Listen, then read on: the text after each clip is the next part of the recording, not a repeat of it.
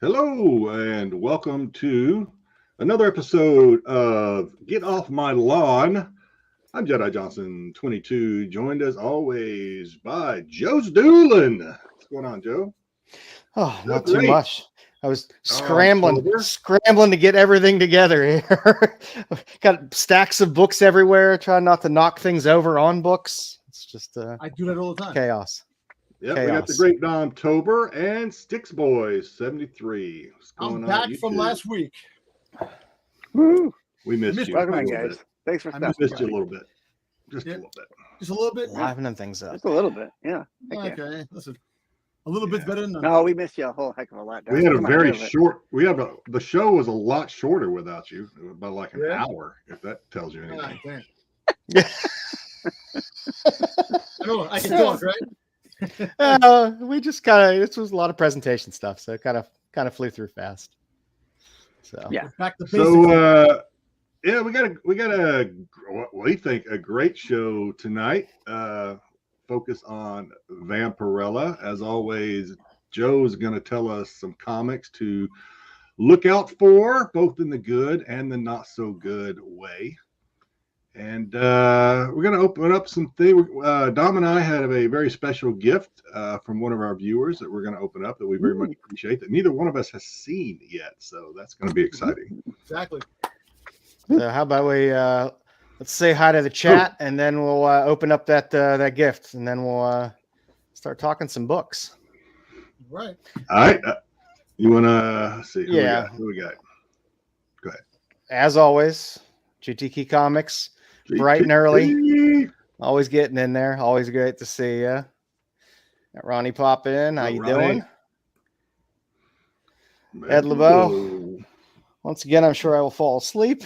I've been working too damn hard. It's all right, man. It's tough. I didn't sleep at all last night. Pays off in the end. You get to our age, like 4 o'clock, 5 o'clock in the afternoon. I'm just uncontrollably fall asleep for an hour or so. You just take sleep whenever you can get it. When you take 2 naps a day. Mine tend to be involuntary naps. Cut the 2 out. Just make it one long nap. Hector Ortiz, how you doing? Thanks for dropping in. I think we got Pete popping in there. Hey, Pete. Ryan the Gray, thanks as always for showing up. Hey, Ryan. Thank you. Thank you. Yeah, we got Bruce popping in. Thank you for popping in. I know you're out and about, so we appreciate you hopping in the chats and saying hey. Yep. Take care down there. So, Jeffrey Drake from the cold Northwest. Good to have you there. And I think that is about everybody. That's it for now. Hey, can I so I put it in the IG, so I want to make sure we don't forget, because it's probably why a lot of folks are tuned in tonight. Hopefully not, but maybe. So 2 of us, myself and Joe, are going to take it upon ourselves to do the Bean Boozled challenge. We'll probably do it a couple times during the show. As you can see, mine is still sealed. Yeah, I'm hoping we do it toward the end of the show, because I'm not in the mood to have gross shit in my mouth. A couple of times. A couple times, see what happens. I don't have to talk through a segment while the taste of something that I'm hoping is peach, but ends up being puke is in my mouth. The earwax, I had the vomit, I had the booger. They are disgusting. But did you ever have the jelly beans? I was going to say, did you ever get some jelly? There's also a fart too. I think there's like a fart. Disgusting. Yeah. Things to look forward to, guys. I'm going to slide you over there, Jedi. If you guys want to do that unboxing of that stuff. I can actually tell you one thing about the jelly beans. There was a guy that I was watching, and he said the worst candies you can eat, and that is one of the #1 candies. What they put in those jelly beans, that is disgusting. Probably human hair. No, well, not even human hair. Stuff that human beings should not even consume. Well, there's a lot of shit human beings shouldn't consume. But the very first one on here says liver and onions, and that's something human beings should not consume. We eat hot dogs. All right. So very excited about this. Ryan is in the chat. I'm going to put you up big there, Jedi. So he said, I have not opened this. Have not even opened this yet. So Very excited. Ryan has told Dom and I for a while that this was coming, and he was working on it whenever he had the opportunity. He's a busy man. He told me what he got for you, and he told you what you got for me, I guess. Yeah. All right. So he said that he'd included a note, and I hope it doesn't make me blush, but he said I could read the note. Yep. Jedi Johnson, thank you for all that you do. Okay, I'm going to already tell him I might cry. I really enjoyed watching your great content over the years. As a token of goodwill, I present a gift, the sketch of C-3PO, and I'm really excited. Your passion for C-3PO is unmatched, making my choice an effortless one. Hope you enjoy. May the force be with you always, Ryan. All right, fighting back the tears. There you go. Very excited. I know this thing is going to rock.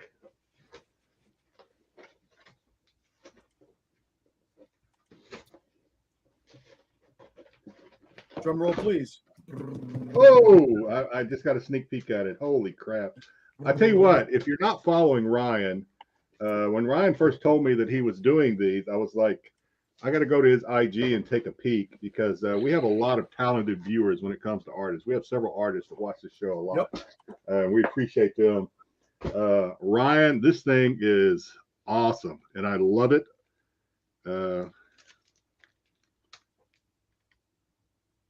Holy shit. That son of a bitch rocks right there. Holy shit. Wow. So, I have something to definitely look forward to when I open mine. Holy shit. That is beautiful. Wow. Ryan, you are talented, you are generous, and you are loved. Thank you very much, my brother. Thank you.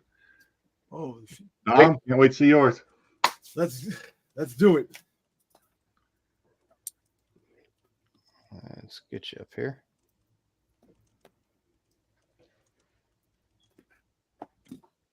All right. Ryan, that rocks, man. Any indication of what you gave Jedi that I got? Oh, man. I'm even afraid to open it up because that's how good it's going to be. All right. I'm going to read the letter that you sent to Dom. Thank you for all you do. I really enjoyed watching your great content over the years and wanted to send you a gift of appreciation. You are the biggest Boba Fett fan I know, so it was an easy decision for me. I hope you enjoy. Notice integrations. May the force be with you always, Ryan. Thank you, buddy. Let's see. All right. Wait. I see it. Uh-oh. Wait. It's coming. Okay. There we go. All right. You guys ready? Let's see it. Boom. Nice. Damn. Very nice. Oh, there you go. Damn. Oh, got my guy Bosk on there too. Very nice. Yeah, I wasn't expecting Boss, but holy shit, Ryan. That's man. nice. Thank you, man. I Very nice. appreciate this so much, man. I'm honored, man. I really am honored. Thank you. That is very nice. Wow. Yeah, I don't know if AOA is in the chat yet or not. Throw Ryan's IG, follow Ryan. Like I said, he's got a lot of his art posted on his IG, and it's all just out of the park. It's all awesome stuff. Yeah, listen, much appreciated, man. Really, holy shit. I really thank you, Kingdom. Appreciate that. And hope you, any of my fellow veterans out there hope they have a great weekend and wow, get some free donuts and pizza and whatever else they're willing to give you. You deserve it. Whatever they throw your way, take it. You deserve it, and more. I can't get over this cover. I know, man. It is wow. Killer. Ryan, you're awesome, man. I appreciate it, man. Thank you. Some amazing fans out there. Woo! It's beautiful stuff. Beautiful stuff. We appreciate it. So, well, let's get right into it. So, starting off with the Fallen 4, a little more of an abridged version today. You'll get you 4 books, but the theme of this week is you can't eat a ratio. So a lot of people are out there grabbing pre-sales of these 1/100s and 1/25s that are extremely overpriced. And we all know that 98% of them don't hold their value. So this is a little lesson in temperance and patience and being able to wait for things. If you like it, you don't have to rush out there and pre-buy it like it's never going to exist again. Because trust me, normally in a month or so, it's out there and it's a lot cheaper. So before I went with today, first one I have is the She-Hulk #1, the 1/100 art germ. This book was pretty hot out of the gate, but now it's sitting at $20 raw. I've seen some even sell a little under 20 for a 1/100. So even people looking at things going, well, it's at ratio. That's a good buy. No, most of these things normally fall well under ratio, and they tend to be very attainable, especially 6 months to a year after. There's very few that really hang up there. So when you say they were hot out of the gate, Joe, when you say they're hot out of the gate, I mean, obviously people are going to be asking at least ratio or over when these things initially hit the market. Hot out of the gate, what does that mean? Were they actually selling for well over ratio for a while, or they were selling at least ratio, and they had buzz to them. The She-Hulk one had buzz to it when it came out because it was timed relatively close to the show. People were jumping on the series in relation to the TV series and the live action that was coming out. People loved the Art Germ cover because Bartel was doing all the other covers, and Art Germ was pretty hot then.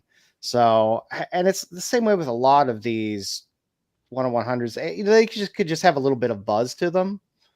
And a lot of times they're when I say coming out of the gate, I mean pre-sale up until, the week they release. And people are buying them for those first couple days, 2 or 3 days, when the stores have them marked up. Things are pre-sold for at or above ratio. So, the lesson here isn't necessarily that, it's super hot when it comes out, but there's still things that are selling. If you want a 1/100 now, the stores are charging you on pre-sale at least ratio, probably 150, because the price that they got to buy in at to get everything else has been raised. So, those stores are charging you a lot for pre-sales, and I've been noticing a lot of people pre-ordering a lot of ratios lately, hoping they get that one that hits. And the pre-orders are normally the ones that we see that have those higher prices. Especially like right before it launches, on Tuesday night, you see some of those pre-sales kind of have a blow off top sometimes. And then all of a sudden, they come back down to earth. And sometimes they come down pretty far. Like I said, in this case, $100 is a lot of money to spend on, a one, even a 1/100. I mean, I can only speak for me, right? So I can almost justify paying ratio for a 1/25. I've done it. I don't know if I've ever paid ratio for a 1/100. That's a lot of money to throw at a ratio. I don't know if I've done a 1/50, to be honest with you. I normally don't buy them out of the gate. Every now and then, if I can get a ratio beforehand. A lot of times with DC, I'll be able to maybe get a 1/25 for like 17 if I order it early enough, pre-FOC and everything else. And there's places that are offering a discount. Sometimes I'll do that with a 1/25. If it's something I just want to throw in, I know I'll have it. I won't have to. It's going to come with other things that I'm getting anyway pre-ordered. So I'm not really paying the extra shipping for it, buying it, outright after. But go ahead. The only time I paid like ratio, like for 100 was when Dynamite was doing those negatives. Remember when they used to do those negative ones? For some reason, I love those. I was always getting them. Yeah, Dynamite is like crack sometimes with some of the covers that they put out. Yeah, they were doing those ultraviolet covers for a while, and yeah, it's tough. So the second one I have on there is that J. Scott Campbell. It's a 1 in 100. There was actually a retro version of this where you had kind of more of the pixelated art, which was a 1 in 200. But the 1 in 100, you could pick up copies from $17 to $25 at this point, which is pretty reasonable. Well, you know what? If you pick those ratio books up, those 1 in 100s, eventually they have to go back. They could potentially go back up again. No, they're not going back up again. I mean, it's there's one on this list that I was thinking, okay, well, I could see this going up, and it's the last one we get to, but it's still some of these they're never gonna hit. You know, if you buy in at 100 or 130 on some of these, you're never gonna get your money out of it. It's one thing if it's like a cover that you truly love and you're going to shell out for it and stick it in your box. That's one thing. I still think if you wait a few months, it's going to be a hell of a lot. To Dom's point, I mean, I agree with you, Joe. I think once they dip, they have a hard time coming back up if they do, because to Dom's point, I mean, even, we'll just take the She-Hulk, for example. Even if the new season 2 of She-Hulk comes out and there's hype about it, there's going to be new 1 in 100s that people are going to be chasing. There'll be a new series and a new. They're not going to be really wanting this one anymore. Yeah, I mean, it's a great book. I mean, I collect She-Hulk. There was a trade dress of this, so unless there's some great first appearance or something in there, I can't see it. I can't see them rebounding. Yeah.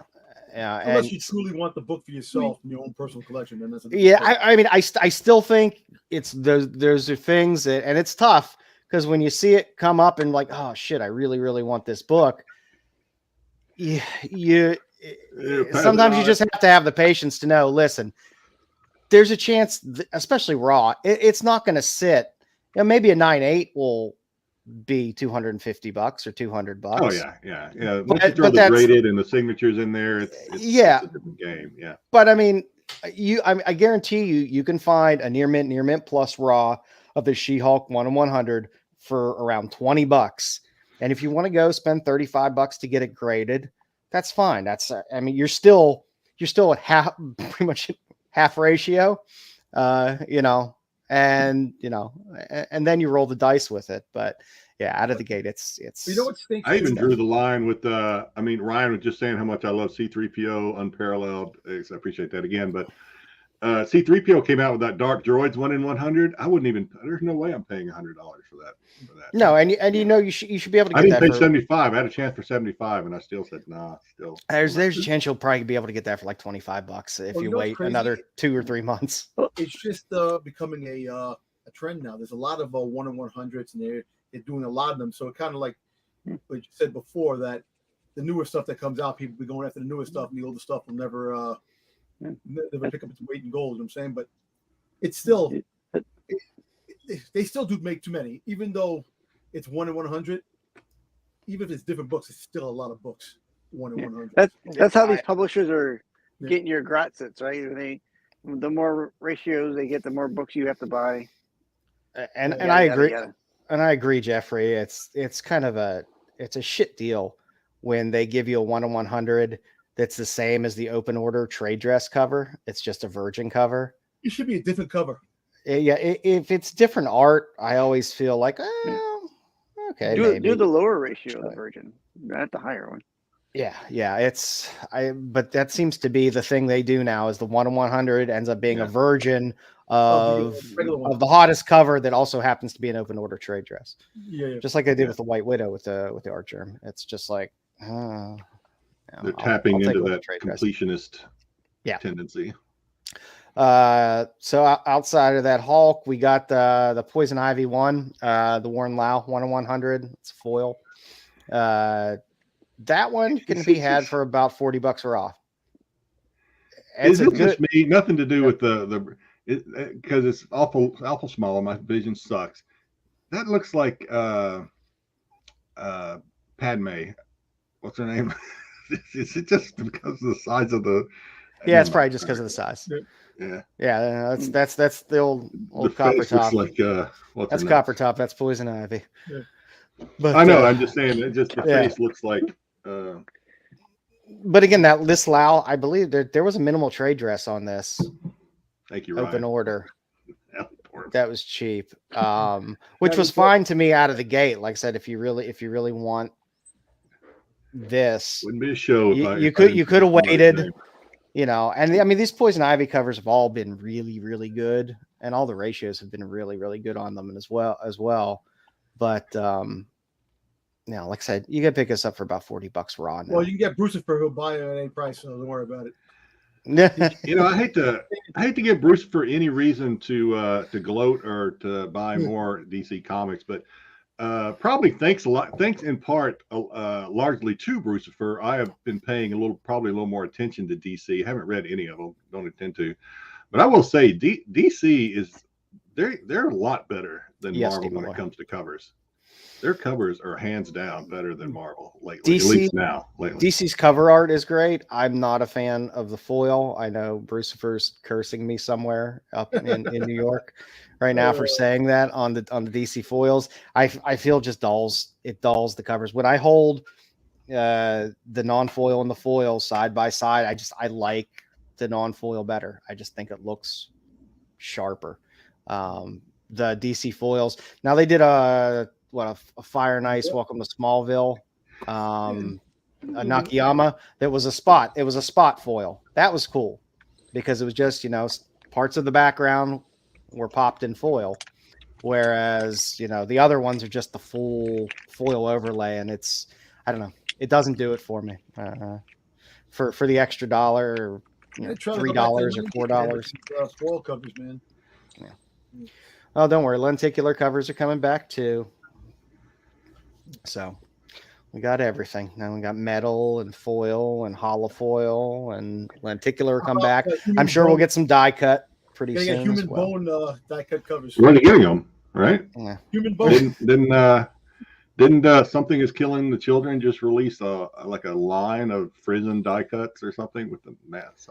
Oh yeah, I thought they were. Yeah, I know. There's so many goddamn. Well, number one, there's so many Something's Killing the Children titles now. Oh yeah, and then so many variants with each one. It's nuts. I can imagine a Texas Chainsaw Massacre book coming out with human skin as the face, you know, cover.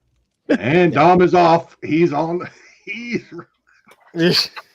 But I do agree that DC has been doing a bang up job on their art wise. They've been pulling quality artists and put out consistent stuff from week to week with a lot of their titles. DC affection is contagious. I feel you, Jeffrey.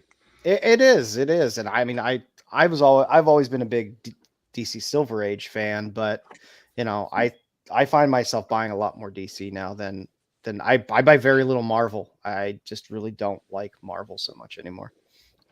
I don't like the way they put out books. I don't like the way they put out their ratios, what they keep choosing to do with those second print 1 in 25s and stuff like that. So I've kind of stayed away a bit. And speaking of Marvel, here's the last book on the list. It's Mary Jane and Black Cat 1. It's a Nakayama 1 in 100. This is actually, I believe, the first appearance and origin of Jackpot.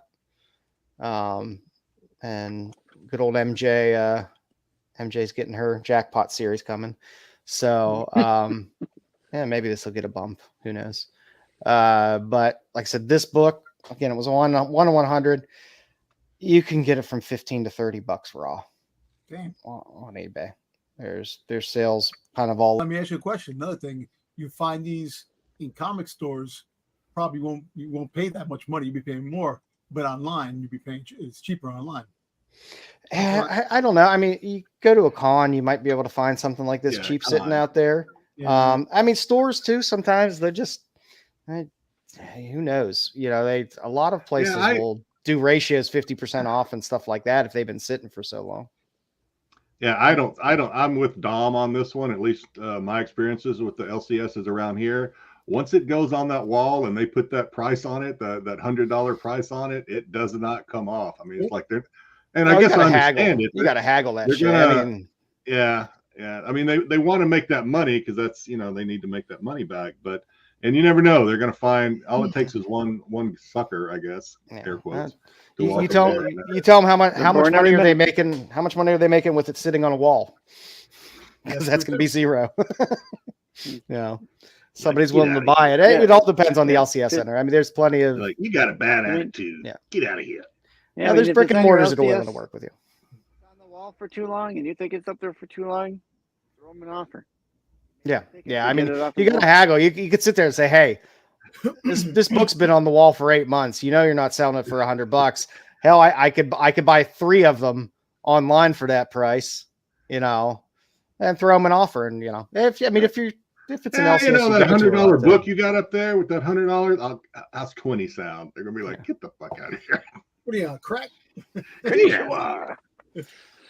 Well, then what you do is you go buy it for 15 online and bring it in and be like, I would like to sell you this book. How much will you give it to me for? Because you have it on the wall for 100. You are banned, sir. You are banned. Listen, I'll give you your attitude is not good. 60. There you go. Yeah, I like I said, I don't know. I mean, I never have much luck haggling at an LCS. Cons are great for haggling. Yeah. LCS is, I mean, if you know the people that work there and you go there all the time and they know you, then they're more likely gonna be able to do a deal for you. With me, I don't get books pulled anymore, so kind of. You don't need to have books pulled. Get a pull list. Why don't you get a pull list? Do not pick at that scab. Do not pick at it. It's almost sealed. Get a pull box. I mean, there's plenty of places that have a pull box where you just pre-order your books. They come there and there you go. Yeah. It comes down to laziness, man. I'm just freaking lazy, man. I like things just handed to me. I want to walk, I want to walk into a restaurant without waiting online. I want to do things, cons, without waiting online. It's a bit about cons.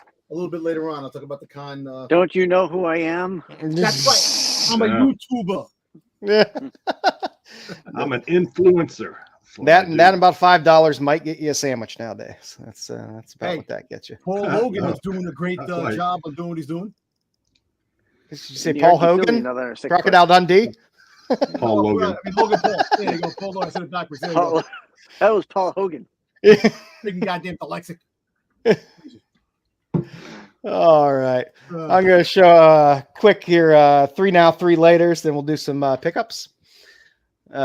So for the now side, I just tried to stick with some sexier covers that I like this week to stick with the Vampirella theme and sexy girls. So this first book here is from Antarctic Press, not to be confused with DC's Punchline. This Punchline series, this is a wraparound cover. It's these B variants on these Punchline books sometimes do pretty well, and it's just a cool hot book. I just really enjoy it, and I haven't been able to find it anywhere yet. So it was sold out where I was looking for it, and not too many people order it. I want to be honest with you. I'd rather see that with her pants down than what I see on a regular basis. I'd rather see that girl with her pants down too. There you go. And then got Fire and Ice, Welcome to Smallville. It's just a cover B. It's open order. It's a cool Sozumika, one of those little Polaroids. So, I mean, that's all of these should be relatively findable. The Punchline is the only one that's probably a little bit tougher. There's a nice A cover on it that's probably easy to find, but the B cover being a little more expensive is tougher. But the Fire and Ice, there should be a decent amount of those sitting in LCSs. Being an open order cardstock B cover from DC. That's a nice cover. People like the little Polaroid one. They did that with the Catwoman one, and doesn't what's it? That's Fire, right? The first girl. Is that Ice or Fire? Ice? Yeah. Well, the green one is. The green one is. She looks Fire. like Stacy a little bit. Yeah. That's Ice. Gwen Stacy. Yeah. A little bit. Yeah. A little bit. But it's a nice little Sozumika cover. These Fire and Ice Welcome to Smallville covers have been a lot of fun. I think either issue 4 coming up or 5, I believe. there's going to be some Lobos covers. Not the artist Lobos, but Lobo, the character Lobo covers. So not the band Los Lobos. No, they're not. But they're not Balala Bombas. And then I just had to throw this on here. It's not Heat Seeker. I don't know why I didn't change the text on there, but it is Dark Ride. It's the one that came out this week. This I believe is the B cover. It's Luana Vecchio. I love Luana Vecchio and everything that she does, and I will buy every cover that she puts out. She did the Lovesick series, which I really loved, and like I said, when she does any covers, I buy them voraciously because I really enjoy her art. Nice.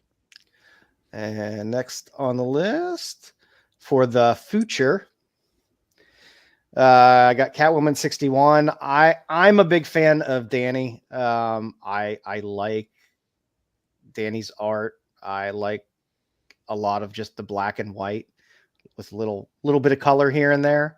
But it's the Catwoman 1 in 25 for Catwoman 61. Again, I'll wait till I can get it cheaper, but I do like the book and I will be picking it up. Second on the list is the Ben Oliver cover for GomL, the beginning of her, #1. This was initially a Kickstarter, and then Ji Hung Lee is putting it out through Titan Comics, so he's kind of relaunching it through there.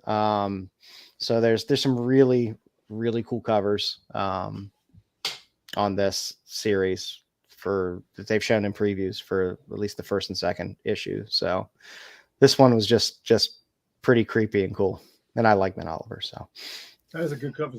Nice. Awesome. Yeah. And then there's just a really cool it's just the A cover for Sirens of the City. It's Carrie Randolph. Sirens of the City has had some really great covers. And I think I'm not sure whether 6 is the last issue of this run or not, but there've been some banger covers in this whole series. The open order ones have been great. Some of the exclusives and stuff have been great. But it's a cool series to check out. So were they going for the Sin City vibe on this thing? Because that's what I'm getting. Sin City. I don't know. Maybe I wouldn't be surprised. I don't know if that's necessarily what they were going for, but yeah, you can get that vibe from the red and the black. Yeah. Yeah, it's a cool series and cool cover. So those are my later picks. All of these I think are still available via FOC. I think the GomL one is coming up very soon, but the other ones should still be available out there, and they'll definitely be available when they come into your store. They're not things that will probably sell out. Just some cool covers. GomL. Yeah. Give me the GomL. So who has some pickups they want to show? I do. Let me go first because I do have some pickups. I have a lot, so the camera's going to be on me for just a bit. Because I'm like Joe, I'm ready to do this. And we'll let Joe do this later, so we can just. I'm going to go ahead. I'm going to go ahead and do this.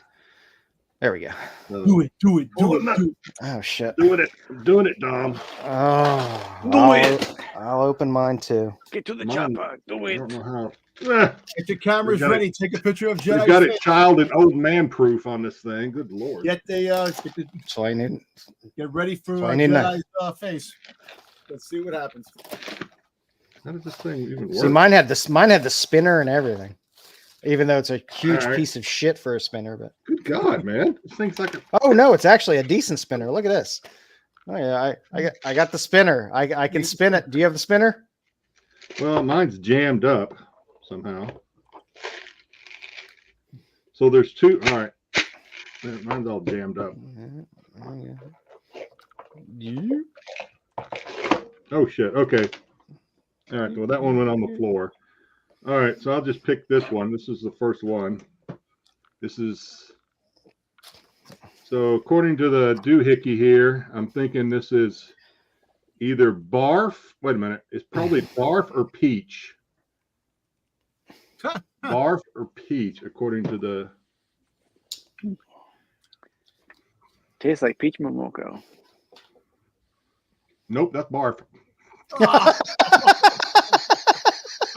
How bad is it? It's that bad. It's sweet, but it just ain't right. It's just not right.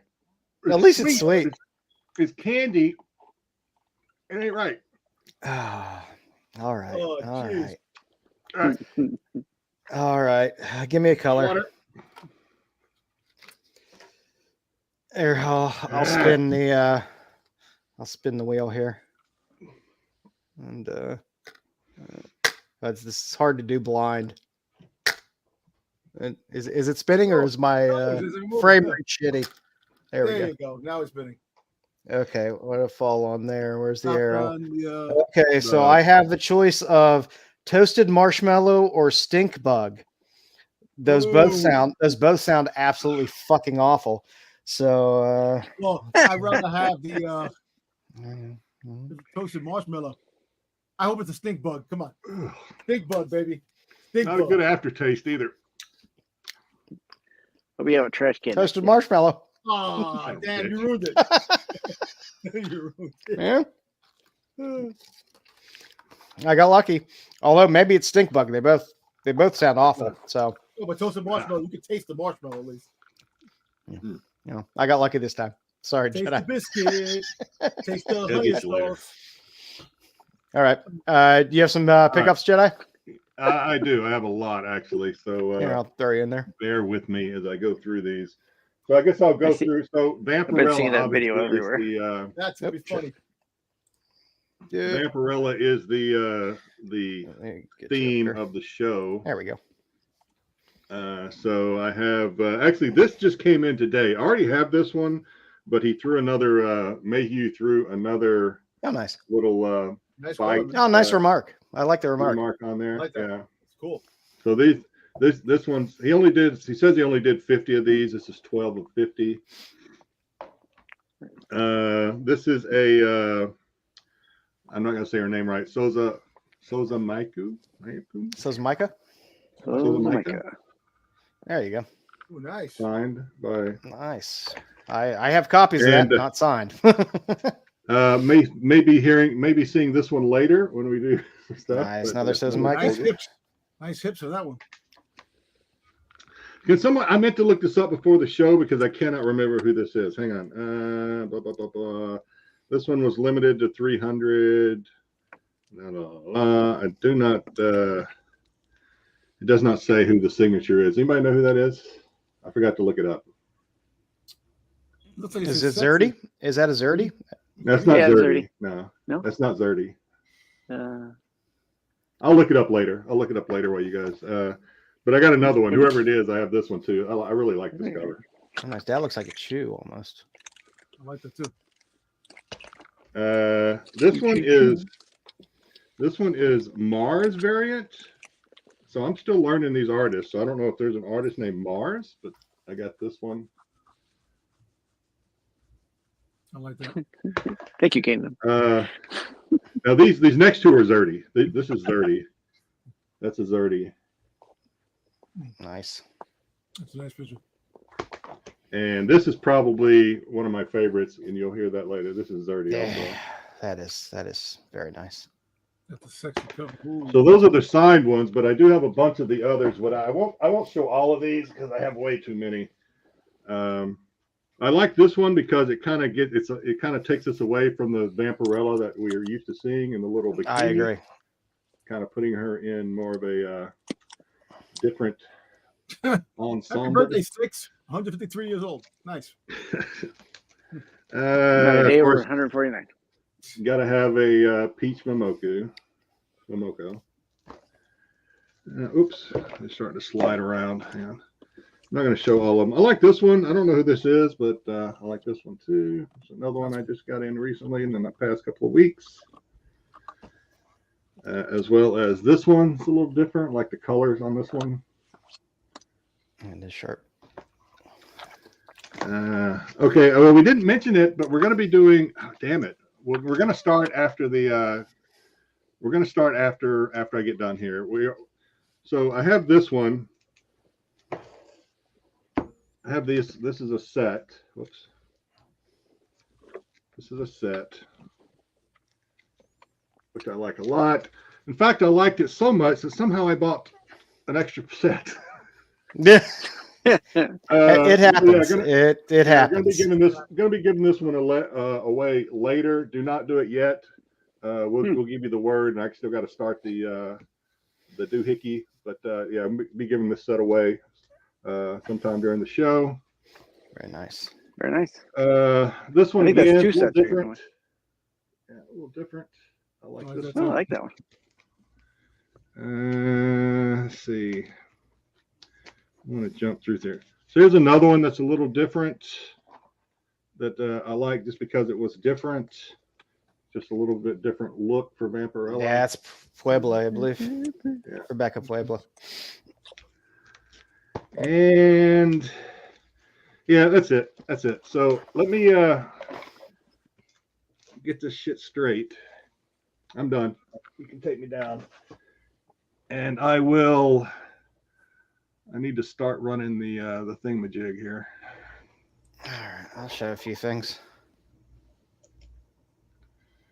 Let's see. Let me embiggen myself here. Embiggened. All right. I do have just a few Vampirellas to show. Those aren't my pickups. I have non-Vampirella pickups, but I wanted to show some Vampirella books anyway that I liked. This is a Carla Cone. Nice. I like that one. Carla Cone with silicone. Yeah. This Rest in Peace was a Tim Sale, limited to 300. That's a nice cover. Yeah. So I got some Yoon. All right. We got some Lobos. That's a nice cover. I like that. Yeah, I like Lobos. And I also just grabbed just dropping shit. That went from a 9.8 to a 9.6 real fast. And just a couple Josh Burns covers. Oh. I like the way Burns does Vampirella. Some good stuff. Too. Hey, quick question. Did they ever have a Batman Vampirella crossover? I don't think so. I believe so. I have some interesting crossovers that do appear, Right. but not really any DC ones that I can think of. Okay. Also on my pickups, I do have to show. I can't even remember whether I showed these last week or whether they came in. My Scott Blair prints came in. Ooh, very nice. Very nice. Very nice. Yep. So, No, I think you showed them last week. yeah. I know I showed them on Bruce's show, but I thought that was after our show. I thought it was on Monday. Oh, maybe. Yeah, maybe it was Pittsburgh. I can't remember. So you're seeing titties again. And I just grab it. I guess I won't complain, I guess. Yeah. So I was glad to get those. And then I got this week came in. Yes, nice. Nice Finch Action Oh, Comics death cover. I wanted this for my PC for a long time, and I got a pretty decent price on it, so had to put that one in. And then I got a ginormous stack of Jenny Frizen covers. Devian Witchblade, more Devi, just some lesser known or remembered Jenny stuff. The Devi covers are nice, and then some of the X-Men Red covers she did, which I dig these. Some revival covers. Witching Hour. Revival covers are nice. Did you get these from that site we talked about last week? Yep. What? That's a great Jean Grey. Yeah, That's nice. She almost looks like Mystique there. But... Yeah, with the blue filtering on it. Yeah, so just kind of a big stack of Jenny. Can never go wrong. Just picking up some Jenny books. And that's what I got for now. Anybody else want to? I just have a couple quick things that I had. I'd gotten these off of Mercari. The artist had a sketch for these sketch covers. No, nice. So Hearing Crisis. Like a Funko Booster Gold. So these are prints. So the color, and then they're the cool. black and white. And then there was a Blue Beetle with a sketch print. Cool. And then he sent me some of these smaller ones, like these 5x7s. The same ones. Blue Beetle. Then he threw in a couple extras. So here's this Superman one. Superman playing baseball. And I got the Nightwing or Grayson. And Red Hood. Red Hood, right? Or is that Grifter? No, that's a Grifter. Yeah, it's Grifter. Okay. And then he threw in some stickers for me, and I'll show you his card here in a second. So, got the old Jujutsu Kaisen, I think. A little Freddy Funko. Nice. Scarlet Witch, and then Five Nights at Freddy's. Yeah. Anybody watch that movie yet? Friday Night? Yes. I have not. Yes, I have watched the Freddy Fazbear Five Nights at Freddy movie. Yeah, this It's is movie. if anyone's It's a movie. interested in those. Yeah. That's it for me. I thought it was a fun movie. I knew nothing about the video game. I thought it was fun though. Kind of fun. I knew probably more than I should about the video game because my kids played it all the time, but it was I watched it on Peacock. I didn't go to the theater to see it, so I was like, that's fine. That's fine for me. I'm easily entertained if I don't have to pay for it. Yeah. Dom, you got anything? I'm surprised it made as much as it did being on Peacock. So Yeah. that's You got somebody? Yeah, I guess it's up. So last week I went to Rhode Island Comic Con, and I was able to get a couple of autographs. Daniel Logan, I got it certified. I got Daniel Logan, who played Boba Fett in the Clone Wars. Another Daniel Logan, another certified. And then my girl, Ming-Na, I got her signed, Fennec Shan. I plan to get all these signed by the actors eventually down the road, whenever that happens.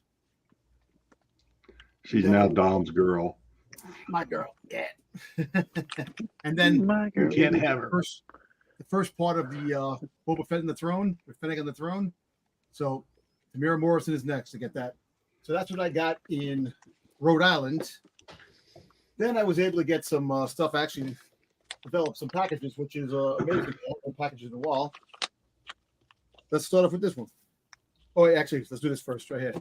I was able to get the Virgin cover of Dr. After 38. 222 of 400. Nice, mister. I haven't bought a comic in a long time.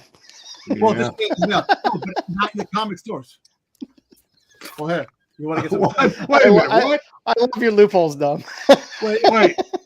You haven't bought a comic from a comic store. Well, that's comic store. So, look, to rest my case, this was pre-ordered over a month ago.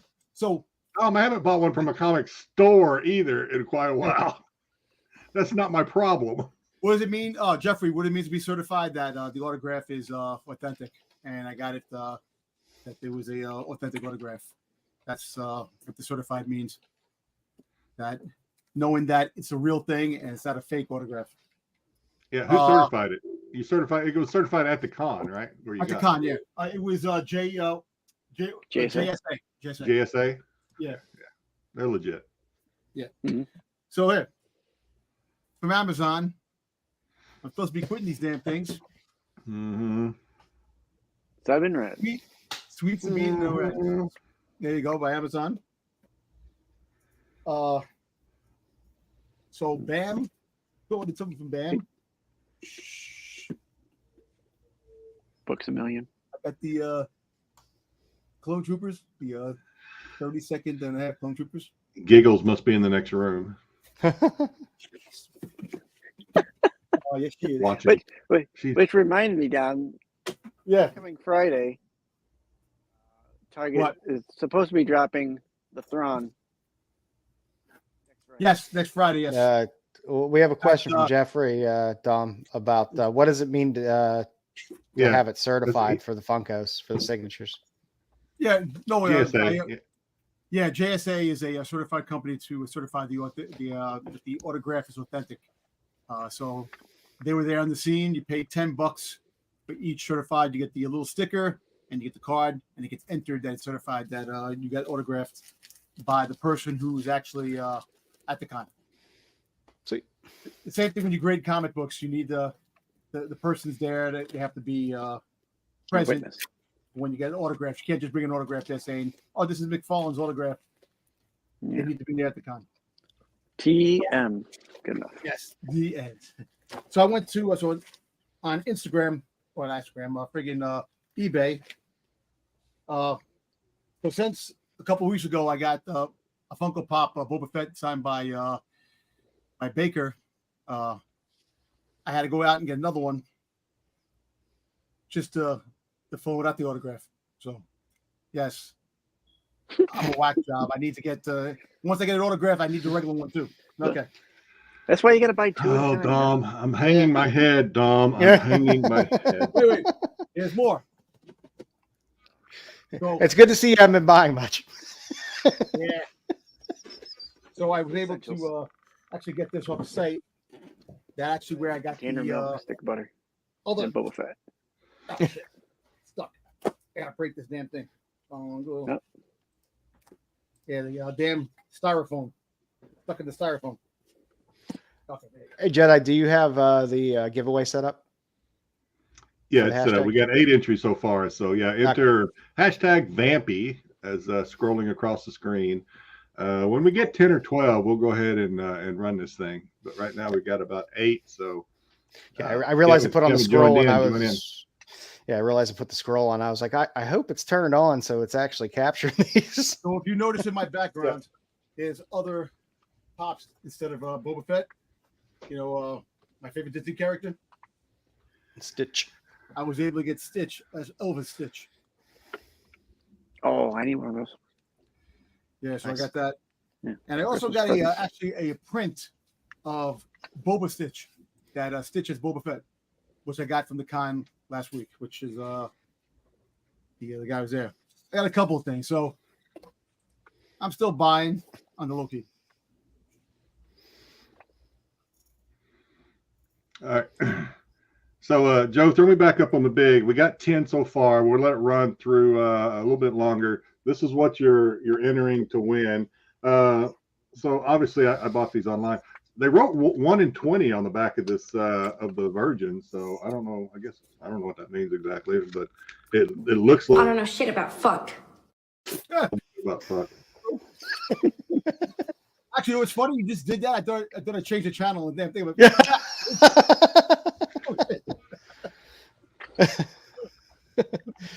Oh. Fucking outrageous. How rude. Rude. It's a great set. It's a great set.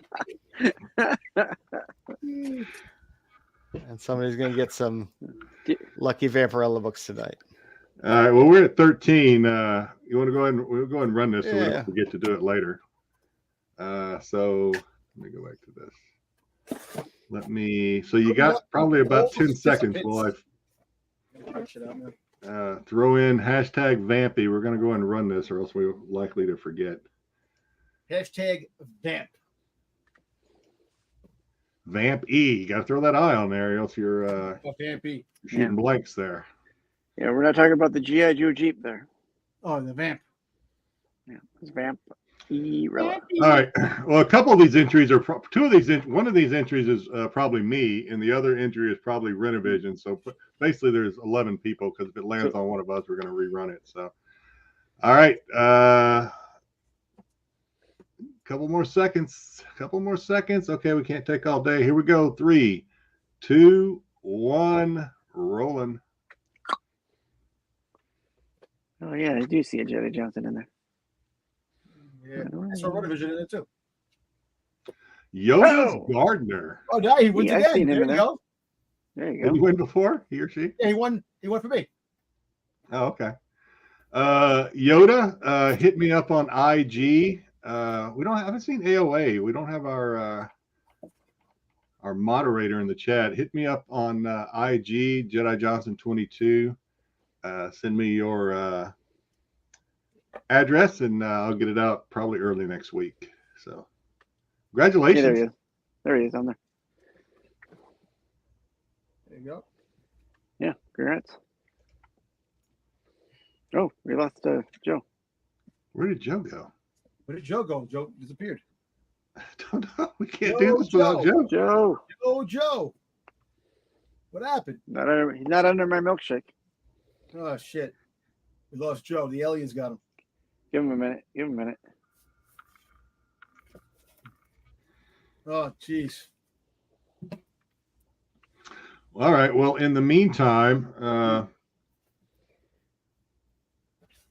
hopefully Joe will pop back in. Hopefully he's okay. Hopefully the aliens didn't take him. In the meantime, double gross. I'll eat this red one that fell on the floor. Why not? You can't. You should have ate it before because you have was it 3 seconds? What is Oh my God! 5-second rule? Nah, 3 second this rule? one is either pomegranate or old bandage. Ooh, Ooh. bandage. Please be an old bandage. Please be an Oh my old God. bandage. Please. Please. Come on. Oh my God! I ain't playing this game no more. Yes. Yes. Oh, Yes. That's awesome. Yes. That's the worst fucking thing I've ever. Please stand by. We experience it with this. you better go get a chaser for that That's one. worse. That's worse than the last one. Oh, Yo, get some water, man. Get some water. Do something. Drink something. Oh, that's disgusting. Old bandage. Screw the water, man. Get that man some Pepto-Bismol. God Oh, Almighty! I love it. Woo. Old bandage. Well, does anybody have the?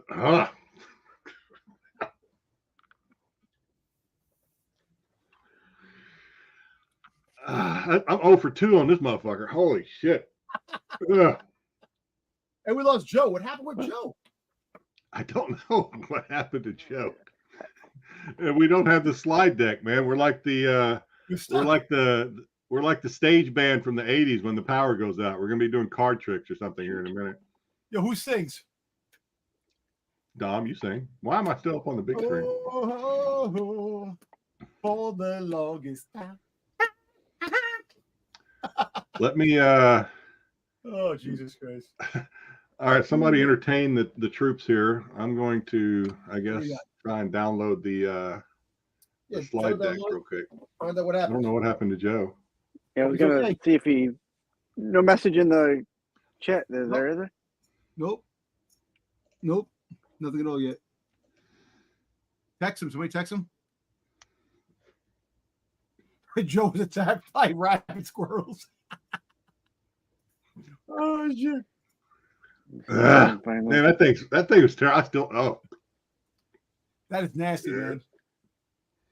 There it is. That shit's you see nasty. Joe? No, I'm looking to see. Oh. I don't see anything from him in the chat or nothing. Did his power go out? Hey. Yeah, Jeez. I can open it if you want me to. I got it. I just downloaded it. Okay. I just downloaded it. Thanks everyone for bearing with us here. Just hang tough. We're sorry. The technical difficulties.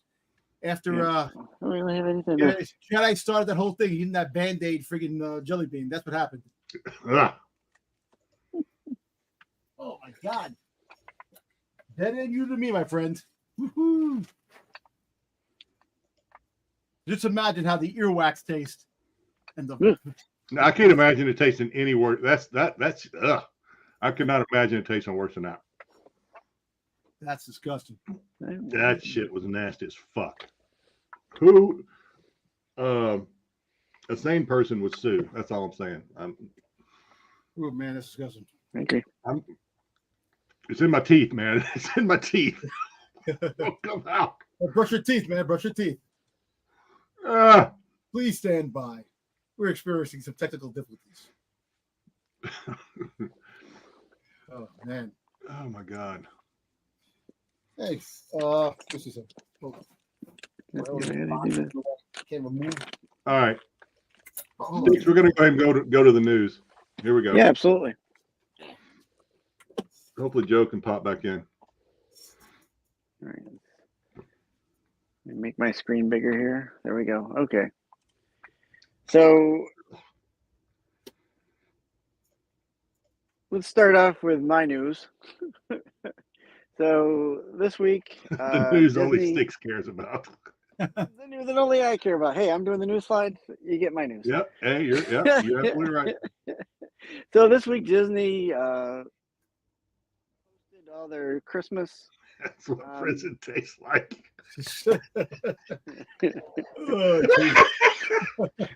oh, I'm choking.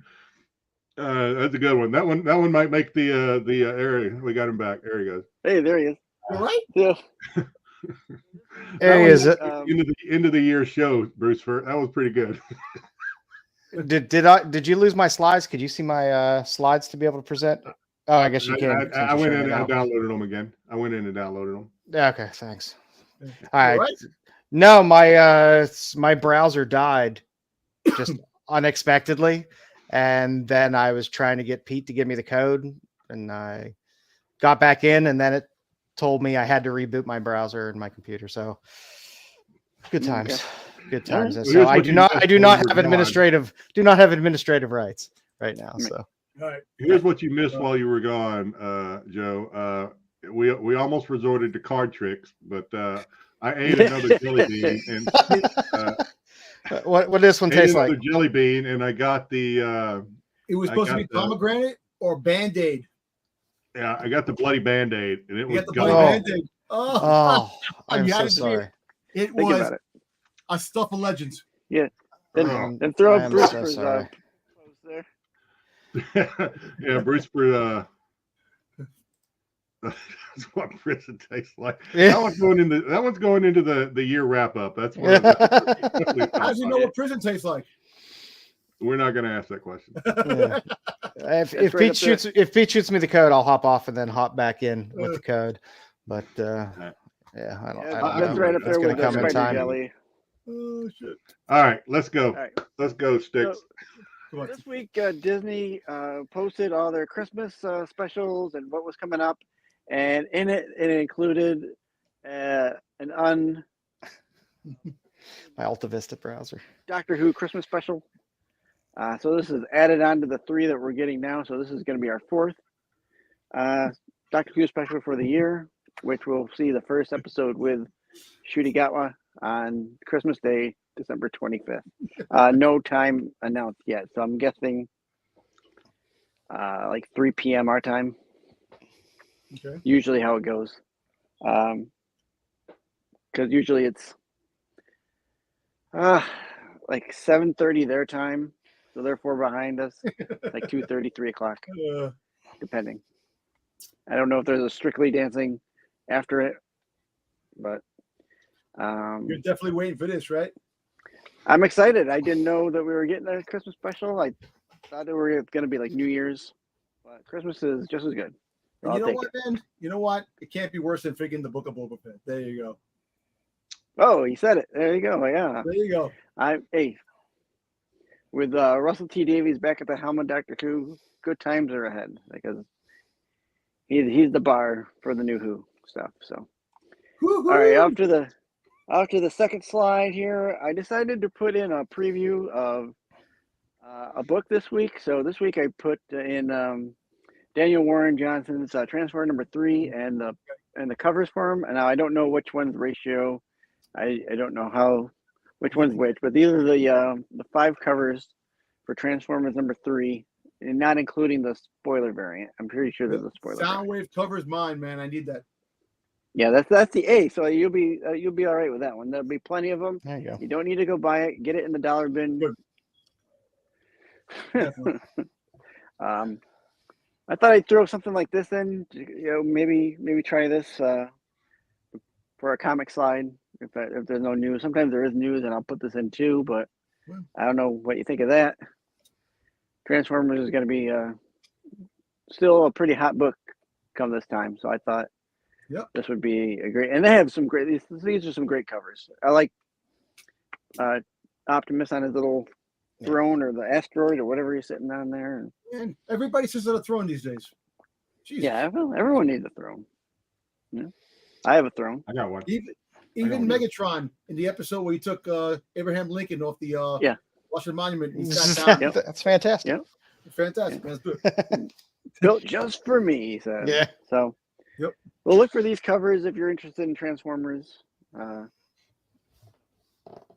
Good stuff. One of the bigger news this week was that the actor strike ended after 118 days. Is it officially over? They have actually come to an agreement. So they came to an agreement. I don't know as of right now, it should have been ratified by now. Yeah, I know they had a tentative one, but yeah, it should have been ratified by now. If not, maybe Monday. But the agreement is there. As long as they ratify it, we're in good spot. They already talked about movies being pushed back, so yeah, I don't have to hear Sean Gunn whine anymore about residuals. One of the initial reports was that it had like a kind of a close to a $40 million gap taken. So like with streaming rights and all the residuals that these folks get from their shows on replay. They figured it's probably worth about 40 million or 40 billion. Not if you're on Disney Plus, because they're still losing $500 million a quarter. The $1 million question is, hooray for them. I'm happy, but boo us because we're going to be paying more for cons, more for anything to do with entertainment because they get a raise and the prices go up for everything else. So watch for the con tickets to go up even more now. Yeah, I mean that's already been upticking anyways. Yeah. So this is just another. Yeah, you're right. I mean it's going to go some, not for everybody, and some people keep their stuff on an even keel for everyone so they can get more people. It's like they say in retail. Do you want someone to come in, one person, and buy $100, or do you want 100 people come in and buy $1 worth of stuff? I mean, I'm guessing they decided against it. Yeah, Brian. That was the big sticking point for them. And also, I think wasn't it the streaming fees too that they were sticking on to? Yeah, well, I mean the streaming ones it's hard to come up with a revenue model for streaming. It's not ad based because you don't have ads. Yeah. It's not. I mean, you could say it's subscription based, but it's not really subscription based because some people don't watch everything on there. So does some weird little documentary get the same residuals as whatever? I don't know. I mean, they do the streaming minutes and all that stuff, but I still don't understand how you quantify that with a dollar value. Right. It makes sense in network TV because if I'm watching for an hour, I can gauge, okay, well, there's ads that are, tiered for that viewing time, but I don't know. Mostly streaming, like Netflix, what do they say? Even if you're on there more than 3 minutes, it's considered a watch or something like that. Yeah, so, I don't. I mean, because there's the streaming minutes. There's no half a watch stuff is a little wonky in terms of their metrics, In terms I think they all do it different of too. watch So watch. it's Yeah, like, what counts as a watch? Yeah, Speaking of Netflix, and again, Disney is losing $500 million a quarter on Disney Plus. Yep. So I mean, people say Disney's a $1 billion company; they make billions of dollars. Yeah, the company as a whole does because it's a huge conglomerate that has amusement parks and all kinds of other shit that they do. Mm-hmm. But the streaming, which was one of the sticking points of the actors thing, their streaming service sucks hard in terms of just I mean, it's doing better. I mean, at one point it was losing multiples of billions of dollars per quarter, but it's still losing money. So like I said, I don't know how they work all that shit out. And in that, I'm interested to see how well it works out with them having just bought Hulu, buying the full Hulu. They whatever percentage they didn't own, they took in. Get ready for Disney Max. We get Disney Max. Yeah. Hulu, Disney, Dulu, whatever you want to call it. Well, I mean, have you gone to Max? I mean, does anyone have Max as a service? I have all the you go into Max now. I mean, there's a portal for the DC stuff. There's a portal for Turner Classic Movies. There's a portal for CNN. They have all the different things there. So yeah, and that Iger, I'm sure you saw this. That Iger came out to say that once this goes on, that's going to be like some of the adult stuff is going to be right there with the kid stuff. So they got to separate it. They can't leave it like that. You don't want your kids clicking on American Horror Story and then instead of going to Rugrats or whatever. Yeah, well, they could do that with they could do that on the app with the profiles and. Yeah, I'm going to pop off, guys, for a sec. Pete's giving me the number here. I'm going to try to get in just so I have admin rights. So I'll be out back. They might get the wrong video. Instead of Rugrats, they'll get Rug Burns. Oh, boy. Nasty, right. Dom. Nasty. Let's go to the next. Something probably no one will care about still, but I thought this was newsworthy, and I'll tell you why. So WWE's NXT just signed a new agreement. They're leaving USA, and they're going to the CW in a new rights deal. Now, earlier this week, it was reported that CW was going to be taking on the NWA, which is the YouTube-based wrestling system that's owned by Billy Corgan, the lead singer of Smashing Pumpkins. Yep. But then something happened on their pay-per-view where there was a depiction of someone doing cocaine. Supposedly, not. So supposedly, I haven't seen it. I don't know what. I seen the. I seen it. It looks like he was doing something. So that they caught wind of that, and then I guess they've nixed that deal, and WWE swooped in and got the deal instead. So there's a whole lot going on over at NWA where Billy Corgan is in some. It's not him. It's not him himself, but he's got something to speak for. He might lose a lot of wrestlers down the road because a lot of wrestlers aren't happy with the company. So today is the greatest day I've ever known. It is. So there's your wrestling news for this week. Next slide. Ghostbusters 3? Yeah, Frozen 3, Empire. right? Frozen Empire, yeah. Frozen Empire trailer dropped. Really great trailer. Not a lot of dialogue, but you kind of see some great imagery. There's you see the back of some guy with some giant horns, and I don't know. The last one was entertaining, and so we'll see. Yeah. Actually, no. This is the fifth one, right, or the fourth one? The fifth one. Well, no, we don't count the Paul Feig catastrophe. That no, I'm not counting that one because there was 1 and 2.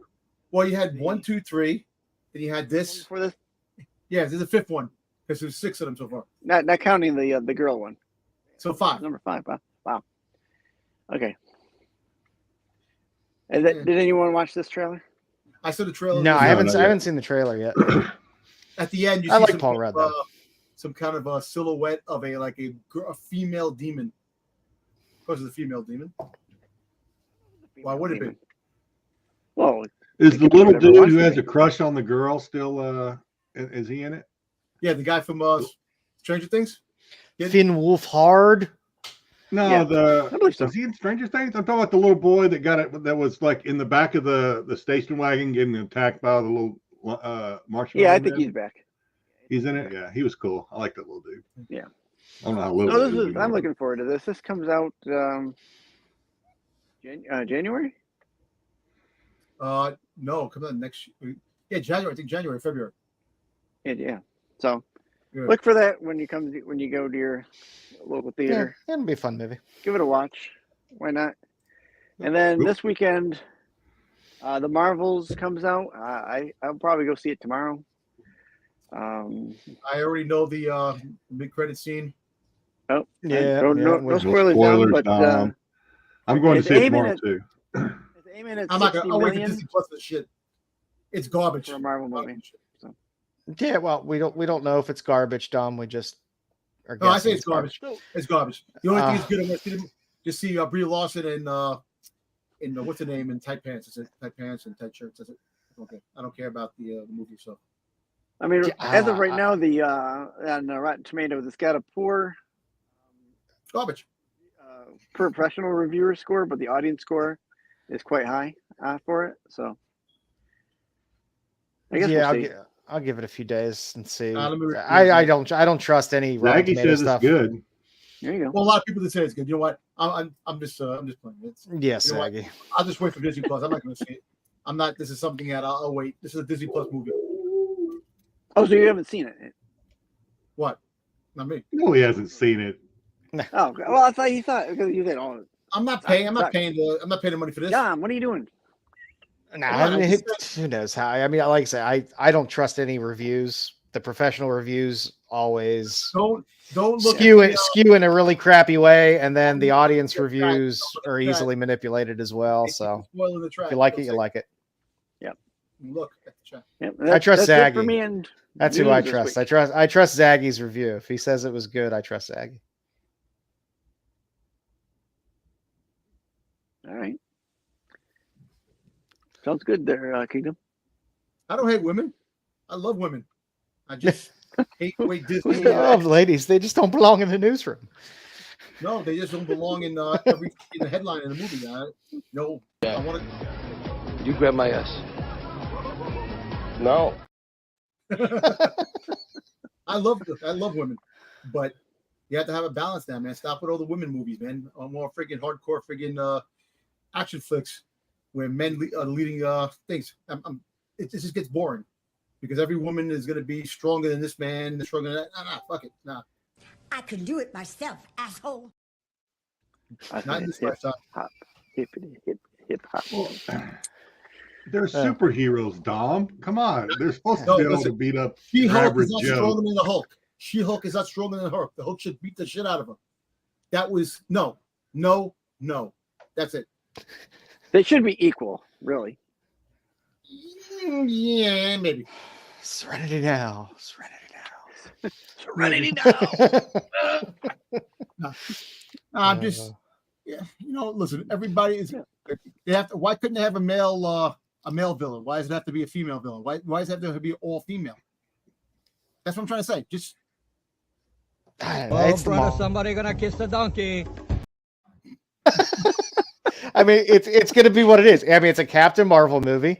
She's a female character. They didn't gender swap her. She is Captain Marvel. She's Carol Danvers. I know she's Carol Danvers. And Kamala Khan is Kamala Khan. I mean, it's the characters are the characters. What's a name that freaking in the Secret Invasion became the most powerful? Why? Most powerful? No. Well, Secret Invasion was just awful. It was awful. That was because they took Nick Fury's balls and put them somewhere else. That's what I'm trying to say. That's what Disney does. That's why. I'm not starting any conspiracies, but I think we understand now why the show is over 2 hours when Dom is here and way under 2 hours when Dom is not here. I think we know why. Just saying. I'm just He's saying. He's our John Madden of the get off my lawn. Let me get this. Yeah. So you go this way, and then you go that way. You make the turn. Football. Yeah. He goes over here and boom. Boom. Over there, bam, boom. Bam. There you go. All right. Get a turkey leg. So we got a new segment tonight. It's somewhat open-ended in terms of how we're going to run this and kind of see how it goes. The concept is we've all picked some movies and we're going to talk about, is it a movie that deserves a sequel because maybe it didn't get one? Or is it a movie that maybe had a sequel and shouldn't have had a sequel? Or is it maybe a movie that should never have a sequel made because it's just a standalone great movie on its own? Yeah, that's it, definitely. So I'm going to bring up each movie, and whoever's movie it is can talk about it and their reasonings. So first up, we have Close Encounters of the Third Kind from 1977. Phenomenal movie. So this is my pick, Close Encounters. Now, grantedly, as I'll just go in here with I have not seen this movie in a long time, but I think this movie should have had a sequel because I just thought I think we need to know what happens to Richard Dreyfuss's character.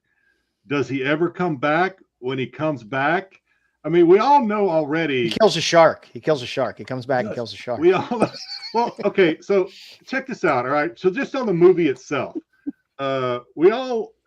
everyone here and that's watching the show is probably a Star Wars fan. We give Padme such a hard time for being a terrible mother. Richard Dreyfuss is probably the worst dad. Richard Dreyfuss is a terrible dad. He leaves his family and his children to go up into the space alien. Correct me if I'm wrong. To go up in this ship without really knowing, or at least we didn't know when he was coming back. Or if he was one way to get away from child support. Definitely.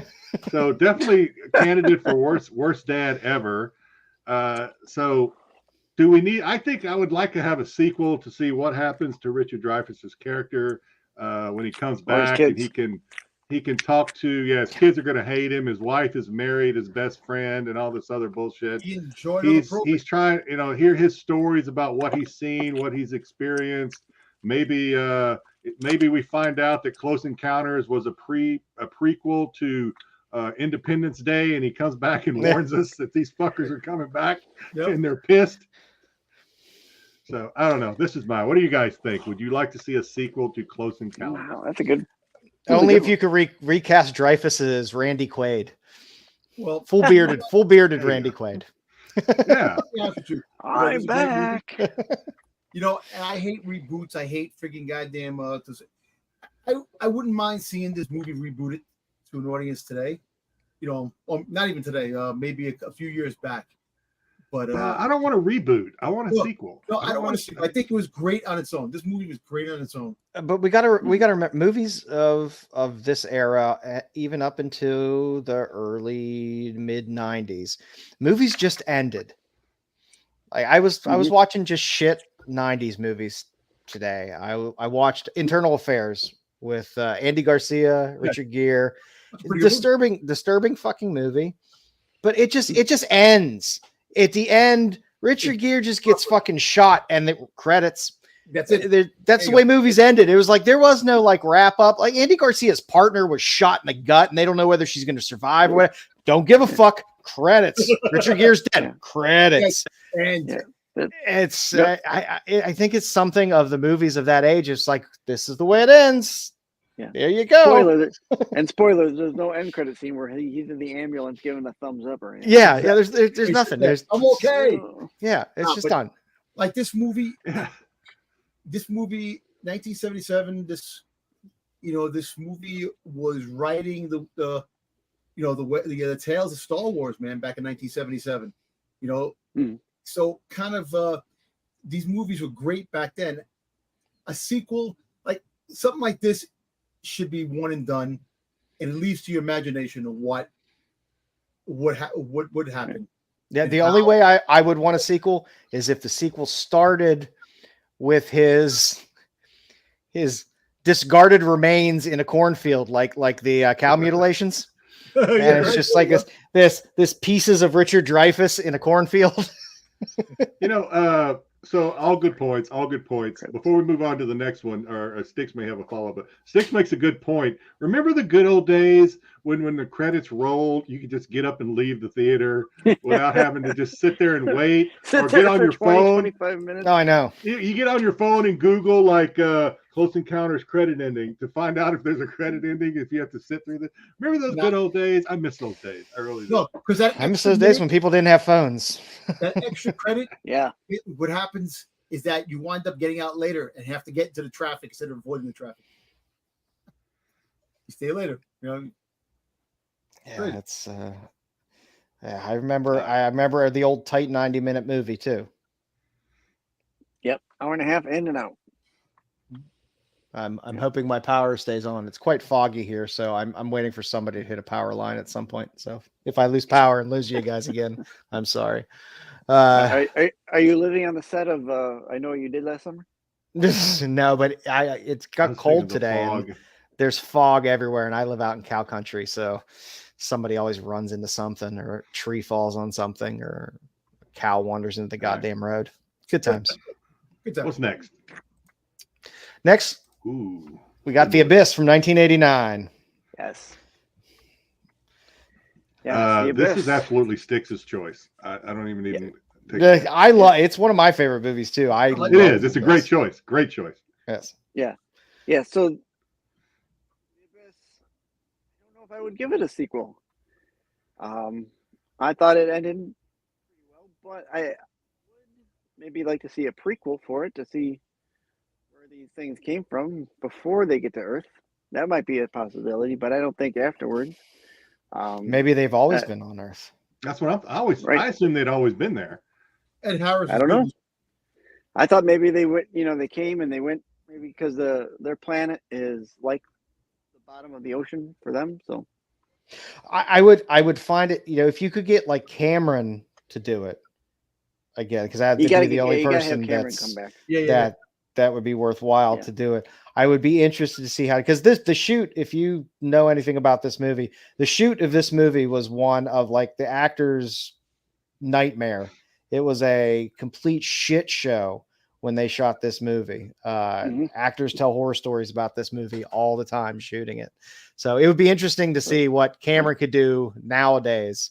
Didn't one of the divers die on the set? I think so. It was a mess. I think there was one diver that died. Yeah. Was it hypothermia? He lived in the water or something like that. That the water was cold. I don't remember if it was hypothermia or if he drowned.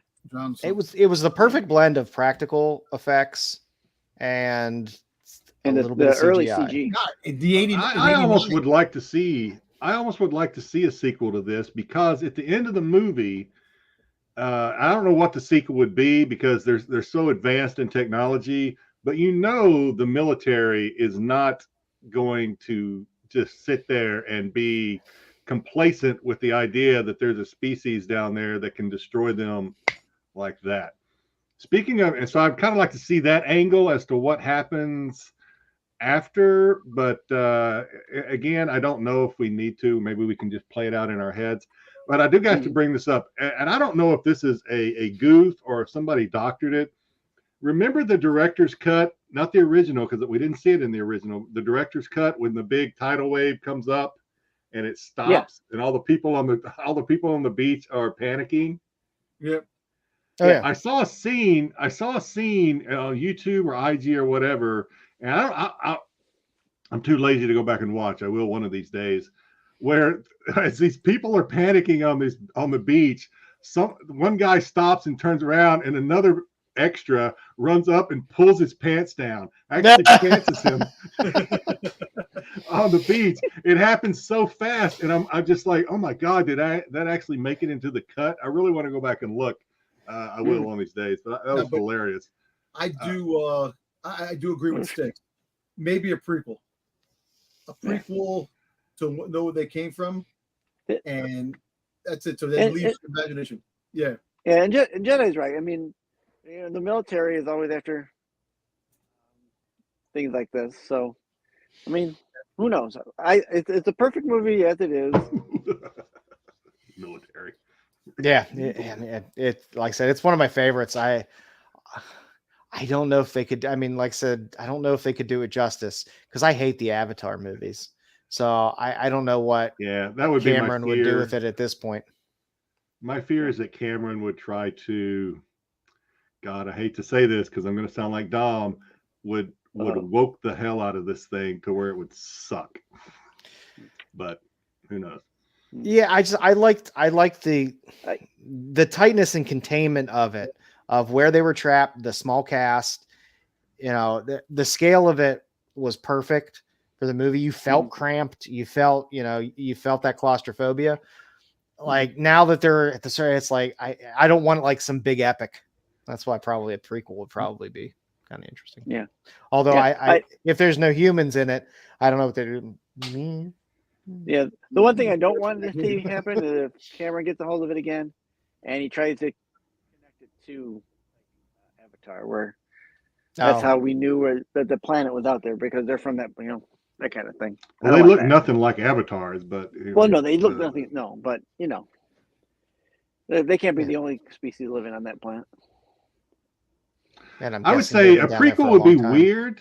Before we go to the next one, in my opinion, a prequel would be weird because unless they built this huge underwater city ship, how the hell? I mean, unless they came down during prehistoric times, how the hell do we not see that on our radars or somehow track this fucking thing coming down unless they're cloaked or whatever? Yeah. My guess is they've been there forever. If they did a prequel, I could imagine it being like a 1600s and a ship comes across some bullshit like that. So, Predator. Good choice though, Styx. Oh my God, this one. You're up against whose choice is this? Part of the fun is guessing. Whose choice is this? Is this? I almost want to say this is Joe, but Dom's got this shit-eating grin on his face. No, not mine. That's Styx. Mine again. Styx gets two. Yeah. We threw some doubles in this week because it makes it more fun for guessing. Yeah.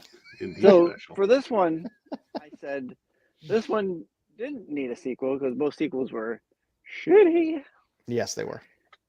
So it was wrong of them too. And the other two were, I wouldn't even feed my cats that swell. Yeah, the first one was a classic. They should have just ended it there. God, I love So Crates. Yep. Good movie. Yeah, I agree. No sequel needed. This one's pretty cut and dry, in my opinion. Unless Dom disagrees or has a different opinion, this one is. They should have left this one. Yeah. Well, look.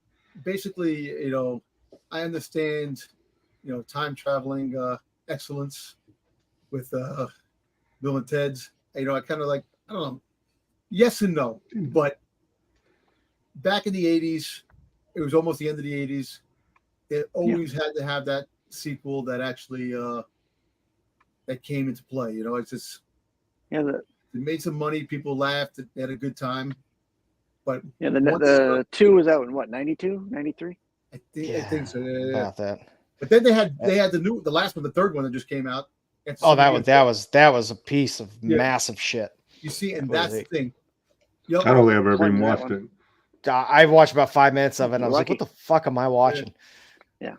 It's not. But you see, that's another thing too, is that they wait too long to do another episode. Then it takes the nostalgia away because it can't be. It's not as fun because we all know that things change.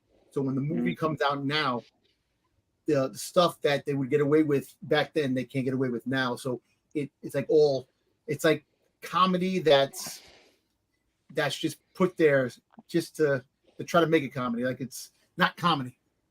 You know what I mean? Well, a lot of those 80s comedies, they're decade specific sometimes with their jokes and like, no one born 5 years ago is going to get their jokes from 30 years ago. Yeah. I don't know. It was a perfect standalone movie that should have been a standalone movie. I understand the first sequel, even though it was not good. The reboot was just a cash grab. Yep, absolutely. Yep. All right. Oh. Next on the list, Goonies from '85. definitely needs a sequel.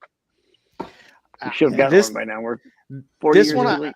I put this one up there because I feel it's decisive. I think there's a lot of people that would love to see a Goonies sequel.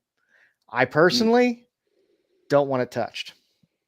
I don't think you can recapture the glory that is the 80s of a movie like this. I haven't seen a movie like this made in this generation over the past 5, 6, 7 years that I think could capture the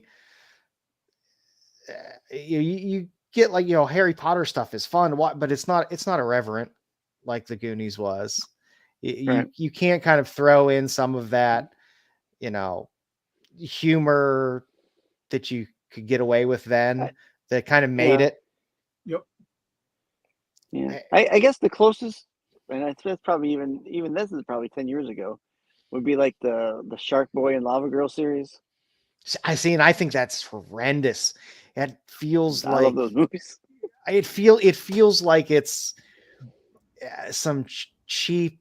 It feels like it is. I don't know. It feels like BBC circa 1995. That's the way the effects and the acting. That's the way it feels, production quality wise.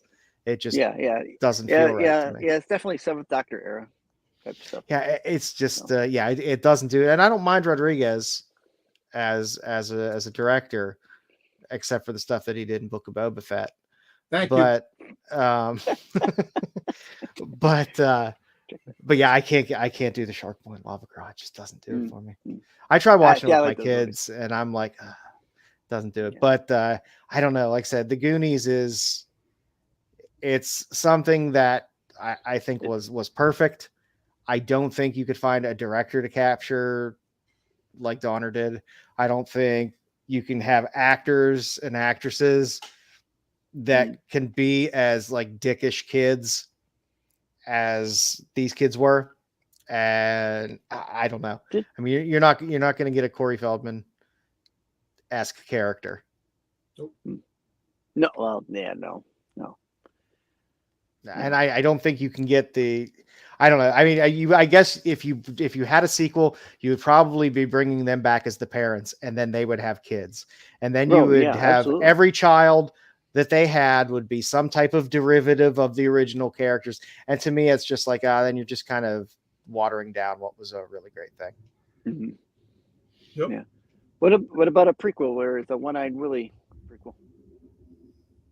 Maybe a Sloth prequel, a Fratelli Brothers. Hey, you guys! Hey, you guys! Do you get Joe Pantalone back? They can get Axl Rose as Mama Fratelli, yes. And he looks just like. It would be perfect. I don't know. What do you think? What do you think, Jedi? Were you a Goonies fan? So, Goonies is one of those movies that I am kind of indifferent to. I'm not as nostalgic about the Goonies. I don't know if it's maybe I'm just slightly older than the rest of you fellas. So I would have been a sophomore or a junior. And I honestly cannot remember even watching the Goonies until maybe a couple of years ago, to be quite honest with you. I'm sure I did. But I'm just not really so. But aside from me just not feeling the connection to the Goonies that you guys do, I kind of agree with Joe. I think if they did it, that they would do it with the parents and the kids that are maybe trying to be not their parents but end up being their parents. I don't know. My phone's ringing. I think it's. I think it would definitely. I don't think we need one. I think if there was one, people would hate it regardless. So I'd rather them just leave it alone. That's why I had to throw this up there, because personally I don't want one, but I know there's a lot of people that see Data, like who was it that said in the chat that Data's hot right now, Cosmic One. He's getting a lot of action. Chunk is skinny now. That's always a fun mix up. Can't be called Chunk anymore. You got to use those are correct words. Feldman needs a hot sandwich, I'm sure. So he needs work. You know, I don't know if they could get Brolin back. He probably costs too much, but you know, it would be. I don't know. I when I see sequels of stuff like this, it always seems like they're really trying to recapture the magic, but in a bad derivative way. Instead of creating something new that's just as good, they try to recapture what was there. And wasn't there a idea of a animated series to this, like an animated cartoon, like the Saturday morning cartoons? No, I'm not possible. It's probably a cereal too. Probably, yeah. So if there was a cartoon, there was a cereal, and then there was a toy. Mm-hmm. All right. Next on the list. Oh. This has got to be Jedi's. No, I only put one. I thought we were only allowed one. So I only put one in. Styx gave me two originally, so I expanded a little bit just to stretch out the segment a little bit. So I threw in this. No. I threw this one in this morning. Oh, go ahead. Wow. I want to see a sequel to Tango and Cash. Tango. So, Cash. Yes, I agree. 1,000. In fact, when I saw this, when I was reviewing the slides, when you posted them in our chat earlier, I saw this and I was like, hell yes. Yes. Yeah. Because I couldn't put in Goonies where I was like, no, I don't want a sequel. I had to find something. I was like, yeah. I think maybe, does it need a sequel? I think maybe we need to tweak it. It should have already had a sequel. I don't know if we need a sequel now with Stallone and Russell where they are now, especially. I don't know. I almost kind of want to see we had it like 20 years ago or 15 years ago. Oh yeah. I agree, but I like Kurt Russell now, and I love Tulsa King. So Stallone can still act if he's given the right material. Yeah. Oh yeah. Tango or Tulsa King. It's a great show. Yeah. So I mean, I know Sly still has it when he's not putting shit out like the Expendables or Samaritan, which is fucking awful. You know, he still has it. And to see these two just back on screen together at their age now, I think would be fucking hilarious. I don't think you play it as a serious movie. Not that Tango and Cash was overly serious, although Jack Palance always is a great villain. But I think it would be great to see two guys in their 70s back together again like that, and work it into something somehow. Walter Matthau and freaking Jack Lemmon, if you think about it. I love their dynamic. It was a great buddy picture dynamic. This is a movie that, man, you kind of forget about it until someone reminds you. And now I think I know what I'm watching tonight. I mean, I'm going to see if I can find this. Remember the saying? Tango and Cash. Cash and Tango. Like I said, it was a fun movie. It was a good movie. I enjoyed this movie. And they played off each other so well. Yes, they did. And it was a team up that you didn't expect, that just worked really well. And I am thinking, I mean, especially reading some of the comments in the chat, that how much people would love to see this. I think that there had to have been plans for this. It's just that schedules didn't work, or there had to have been some plans for a sequel to this. I don't know how they didn't. It was a goddamn entertaining movie. I still watch it all. When it's on any, I watch it all the goddamn time. Yep, nothing like 80s action. Exactly. It was a wonderful thing. Sorry.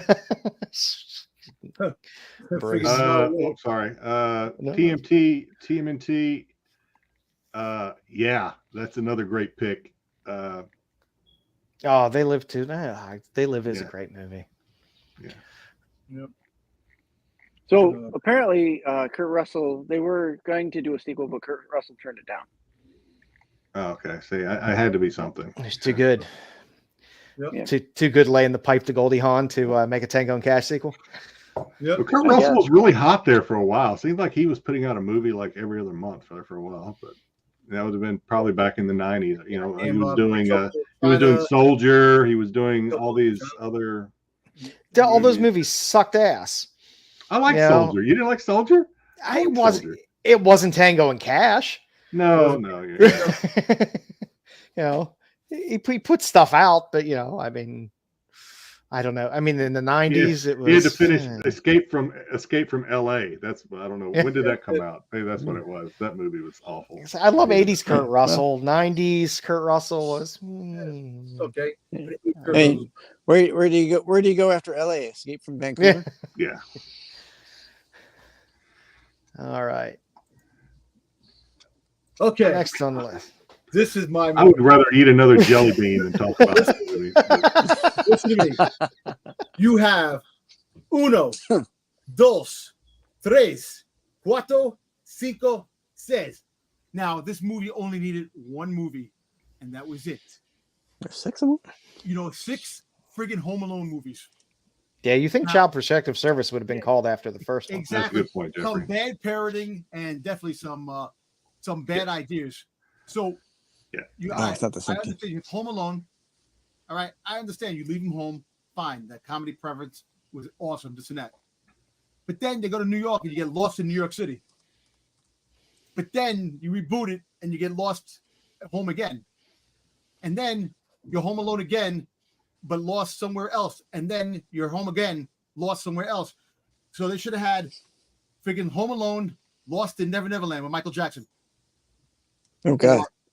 That would have gotten, I don't know what rating that would have got. All takes it just a little too far. All I know is, they switched up the kid and switched up the whole story after the second or third one.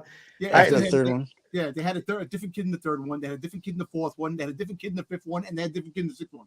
I mean, I watched the one that just came out last year. Was it last year that it came out, or was it the year before? Yeah, 21. Wow, what a piece of shit that was. It's ridiculous. It was like a reboot of a reboot of a reboot. But yeah, Home Alone, the first one was great. I enjoyed it. It was a fun holiday movie. They airbutted the shit out of that out of this movie. There's they're really, really bad and cheap now. When they do it. Yeah, I agree. I think everybody agrees with Dom, except for when he took it to the Michael Jackson Neverland. Gotcha.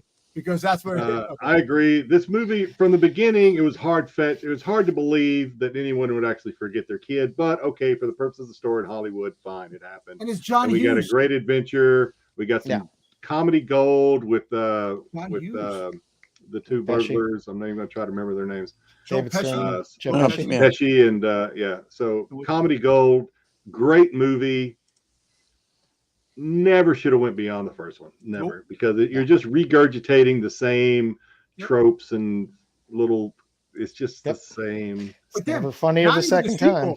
You reboot it, make a third one, then you reboot it, make a fourth one, reboot it, make a fifth one, and then a sixth one. I'm like, come on, man, how many more you have to milk it? Come on, Home Alone. Listen, it should have stayed one and done, and that was it. Yep, agreed. Whew. Is that it, or we got another one? And on high, no, I think that was the last one. Yep, that was the last one. Home Alone, the senior citizens' home. There you go. Yep. Well, the last one was so bad. It was just I wasn't. I mean, there was no type of humor in it whatsoever. It was just this is just hard to watch. They can't do that now because even though it's a comedy, you can't make fun of leaving kids home alone. It's politically correct now. You can't do that. No, you can. Yeah, you can. I think you could. I didn't know they were past 4. So. Yeah, and the days of it makes no sense now. In the days of cell phone and everyone's being connected, it makes no sense because you can constantly connect with anybody at any given time. But back then, it kind of made some sense. You know what? I can understand one thing. When you have a big family, I understand situations. Things can maybe potentially go south, but and his uncle was a complete asshole. Yes. All right. So we're hitting the Vampirella stretch now. All right. Kazaa. So we're going to just run through some Vampirella history, so look at some covers, and get into it.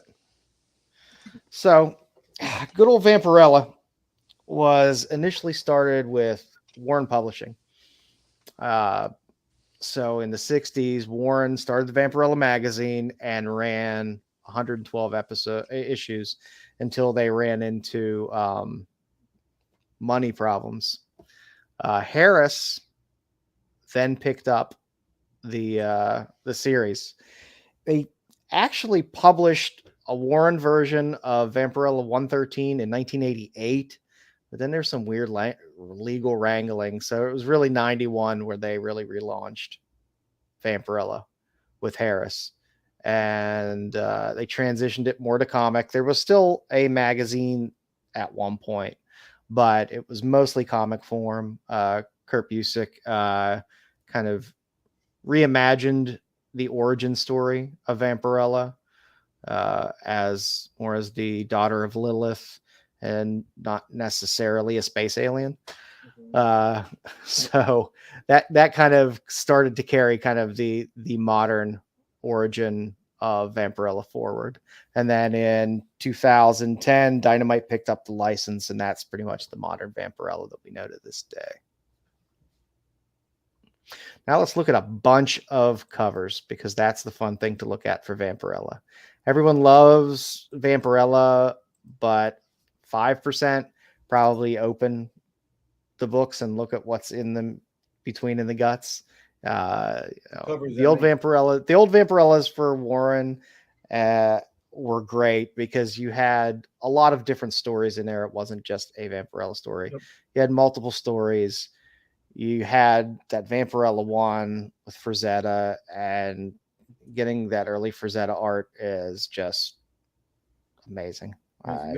The artists that pass through as we go through here, and the writers, because the writers were really, really good when they moved to Harris.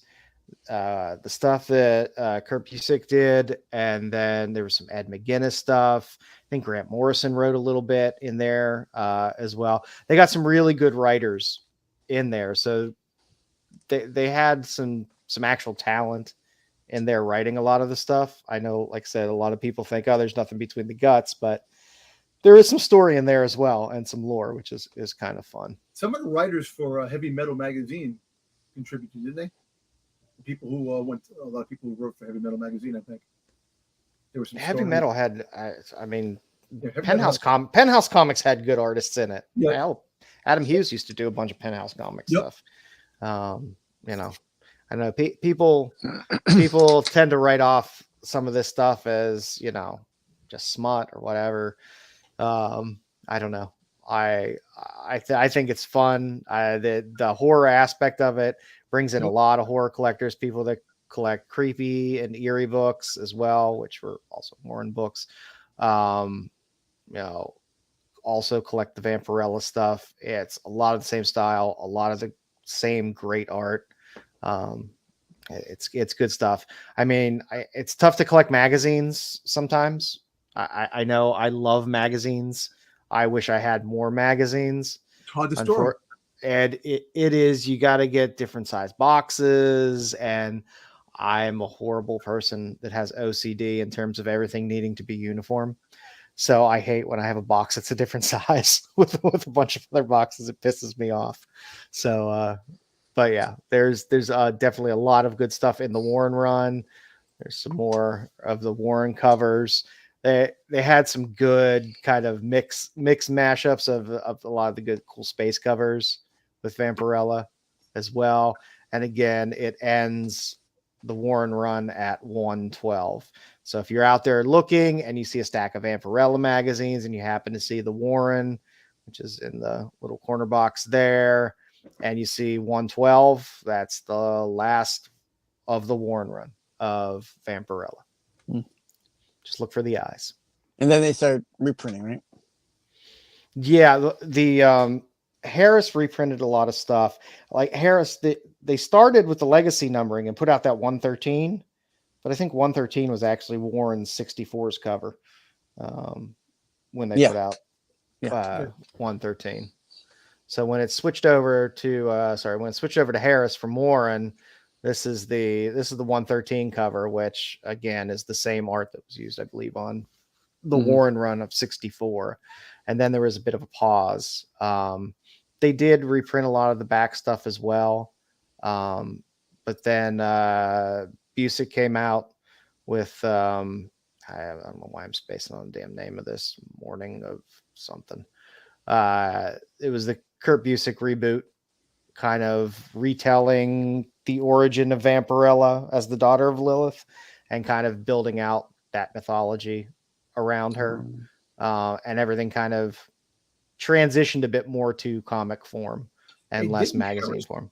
Didn't Harris Comics do a lot of the old monster stuff too? Like they tried to get they bought all the rights from Warren in when Warren went under in what was it, 83. And then there was some weird legal wrangling of certain things, certain properties, but yeah, I think they owned the rights to a lot of that, still had a lot of that stuff. So you got a wonderful Dave Stevens cover there. Again, some of the early Harris stories with Kurt Busick doing a lot of the writing, again, really kind of built out what is. No, I don't own Vampirella 1. I God wish I did, but really. Frazetta, that behind me is the only Frazetta stuff I own, which is that Gauntlet poster. Everything else is just reprints and stuff like that. That's Frazetta stuff is so ridiculously pricey. Beautiful. Yep. They just did a Shattered Comics friggin' Vampirella 1 Warren Comics. Shattered Comics did it just recently at Comic-Con. Oh, nice. Yeah. Perillo did an homage to it recently for NYCC too. Yeah, and just like I said, through the Harris run has some great, these bookend here. These are Adam Hughes covers. They're, I had that Vampirella cover, the last one, the third one. I had that one. The Hughes covers are great, and they're always fun to find if you could find them from that Harris run. And again, Harris had there's a Sightum cover there. You got there's the amazing Bruce Timm book. If you ever come across that is always worth a grip. Wonderful Bruce Timm cover on that Vampirella right there. There's 8 million titles that here. This first one here is the Vampirella magazine that Warren was putting out at the time as well. Like I said, that was a smaller run, and it wasn't nearly as big as all the comics that they put out. It was mainly a comic thing. And the magazines also had multiple covers.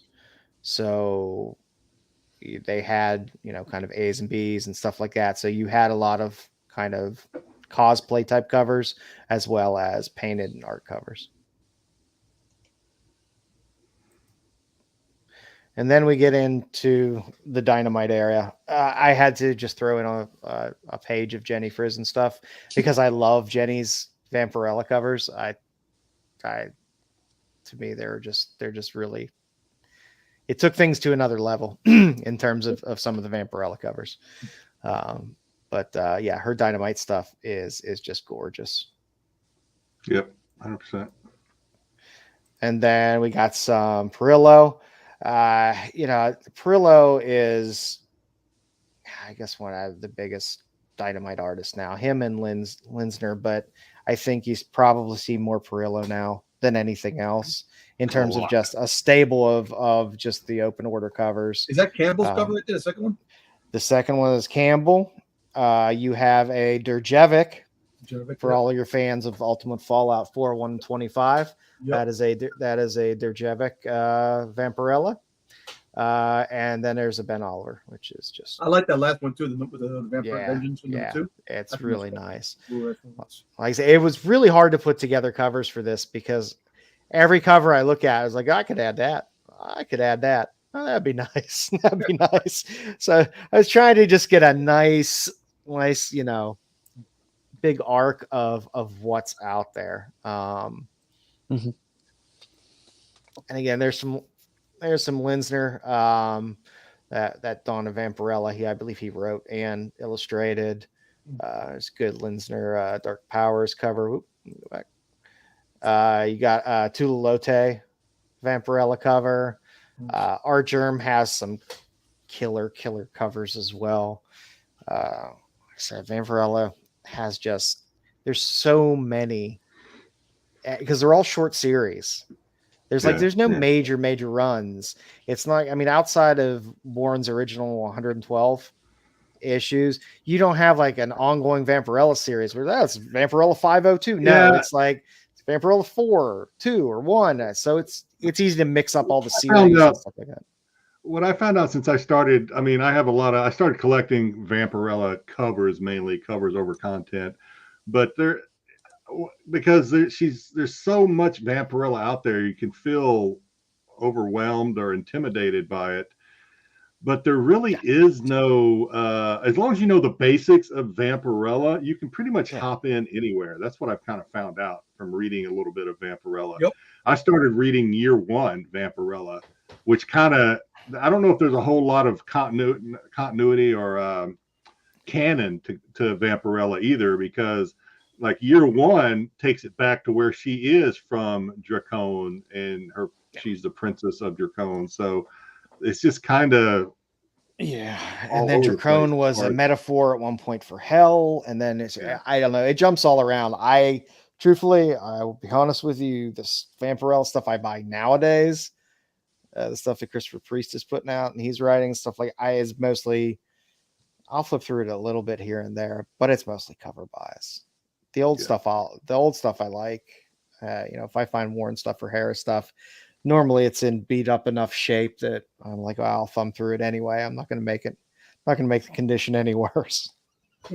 but it's changed a bit from her being, an alien on a planet of rivers of blood to, Have you ever watched the movie? I haven't watched the movie. I want to watch the movie. Movie is a B schlock. Yes, that's why I want to watch it. Yeah, I watch. It's on YouTube. You can watch it on YouTube. Oh, good. But yeah, it's So I mean, she's basically at this point then the daughter of Lilith, who is the first female. It's the first wife of Adam, who was coerced by demons, kicked out of the Garden of Eden, and then came back to fight evil. And she's a vampire. Let's just face it. She's a vampire who fights evil. And the fun part, one of my favorite parts of it is the crossovers. I like the crossovers. They never know who they're going to pair Vampirella with in a crossover sometimes, especially when the titles kind of cross, because there was that one point, like I think this first one, Aliens and Vampirella had a crossover. That's crazy. And that to me is a weird, interesting crossover. But then again, she was from space. She was an alien vampire. So it really, that's the reason why the crossover kind of worked. And like I said, this was in conjunction with Dynamite and Dark Horse. So that was the time when Dark Horse had the rights to Aliens. Yeah. So that's what you got. And then she always has great crossovers with Red Sonja. That's a great Tedesco cover right there. That I just love. Then you got she had plenty of crossovers with Deja Thoris.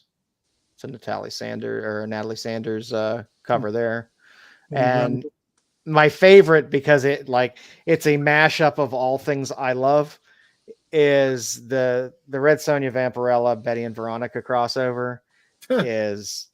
is just, it's a great set of books. It's hilarious. The covers are fantastic. I love the Dan Parent covers are a lot of fun. There's Hack does a lot of the covers as well. He does a lot of the distressed looking covers that look really cool. I think it is a Roger Corman movie. The Vampirella one. I wouldn't be surprised. Yeah, I mean, and before, I mean, like I said, it's the Red Sonja Vampirella, Betty, Veronica. Obviously, this just kind of silly fun but I mean, before you roll your eyes too much, just remember, didn't Predator? It was like Predator had a Archie run too, right, or something. So yeah, Predator and Archie. That's funny. You get weird things, but it lent itself to some really awesome covers. I have a bunch of the Dan Parent covers from this run, and this was one of the longer runs that you actually got out of a Vampirella series. I think this went like at least 12 issues, which for Vampirella is pretty rare.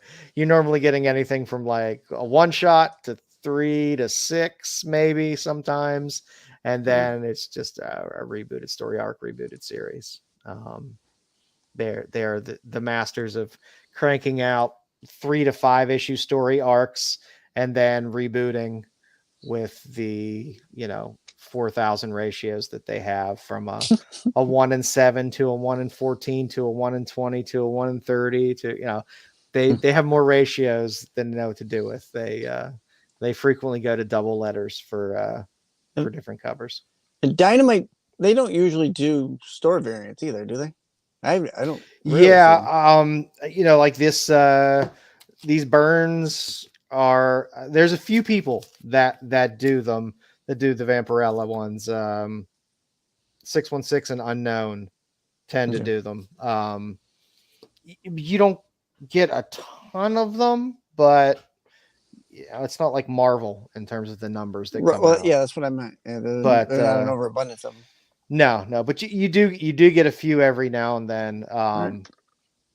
It's one of those things you just kind of find your favorite artists with either Red Sonja or Vampirella, and then you just kind of start hunting for those, because there's great artists woven through the history of Vampirella, be it a Frazetta to Bruce Timm to Hughes, to, you find a random Tedesco cover that's there. It's all kinds of stuff. It's just a lot of fun to hunt through.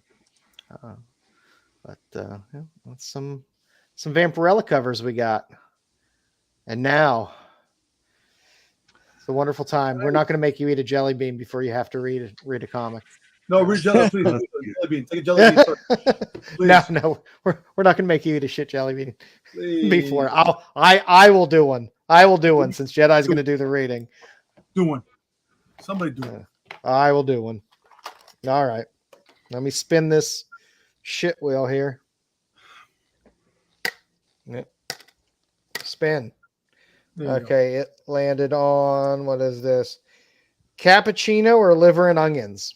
All right, that is I guess, is it the brown with the white flecks? Liver and onions, come on. I'm fine if it's liver and onions, because I don't mind liver and onions. Oh, fucking shit, that tastes like ass. That is so fucking bad. Hey, there you go. That is not good at all. That's fucking awful. That's awesome. I am not eating that. Wow. Oh, did you spit it out? Oh, fuck yeah, I spit that shit out. Oh. Yes.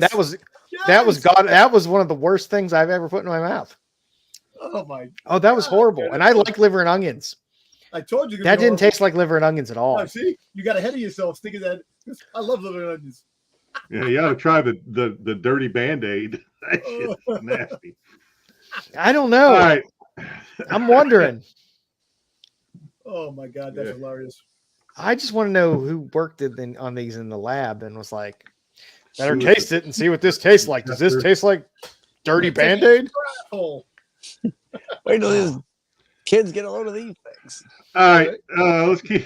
We're over 2 hours. Hey, all right. So this week's going to be a quick one, because this is what we are doing. We're doing another rewind, and we're rewinding. You guessed it, Vampirella. That Vampirella 1, the Frazetta, like Joe just kind of went over, Warren Publishing, created by Forrest Ackerman, gets the main accolades for the creation of Vampirella, at least the story. And then the Frazetta cover obviously is iconic. All right, so this is where we first get our first glimpse at Vampirella. She kind of throughout the magazine. Did we lose Joe again? Throughout the magazine, she kind of plays like an Elvira type of narrator and host, I guess, throughout the magazine and the stories.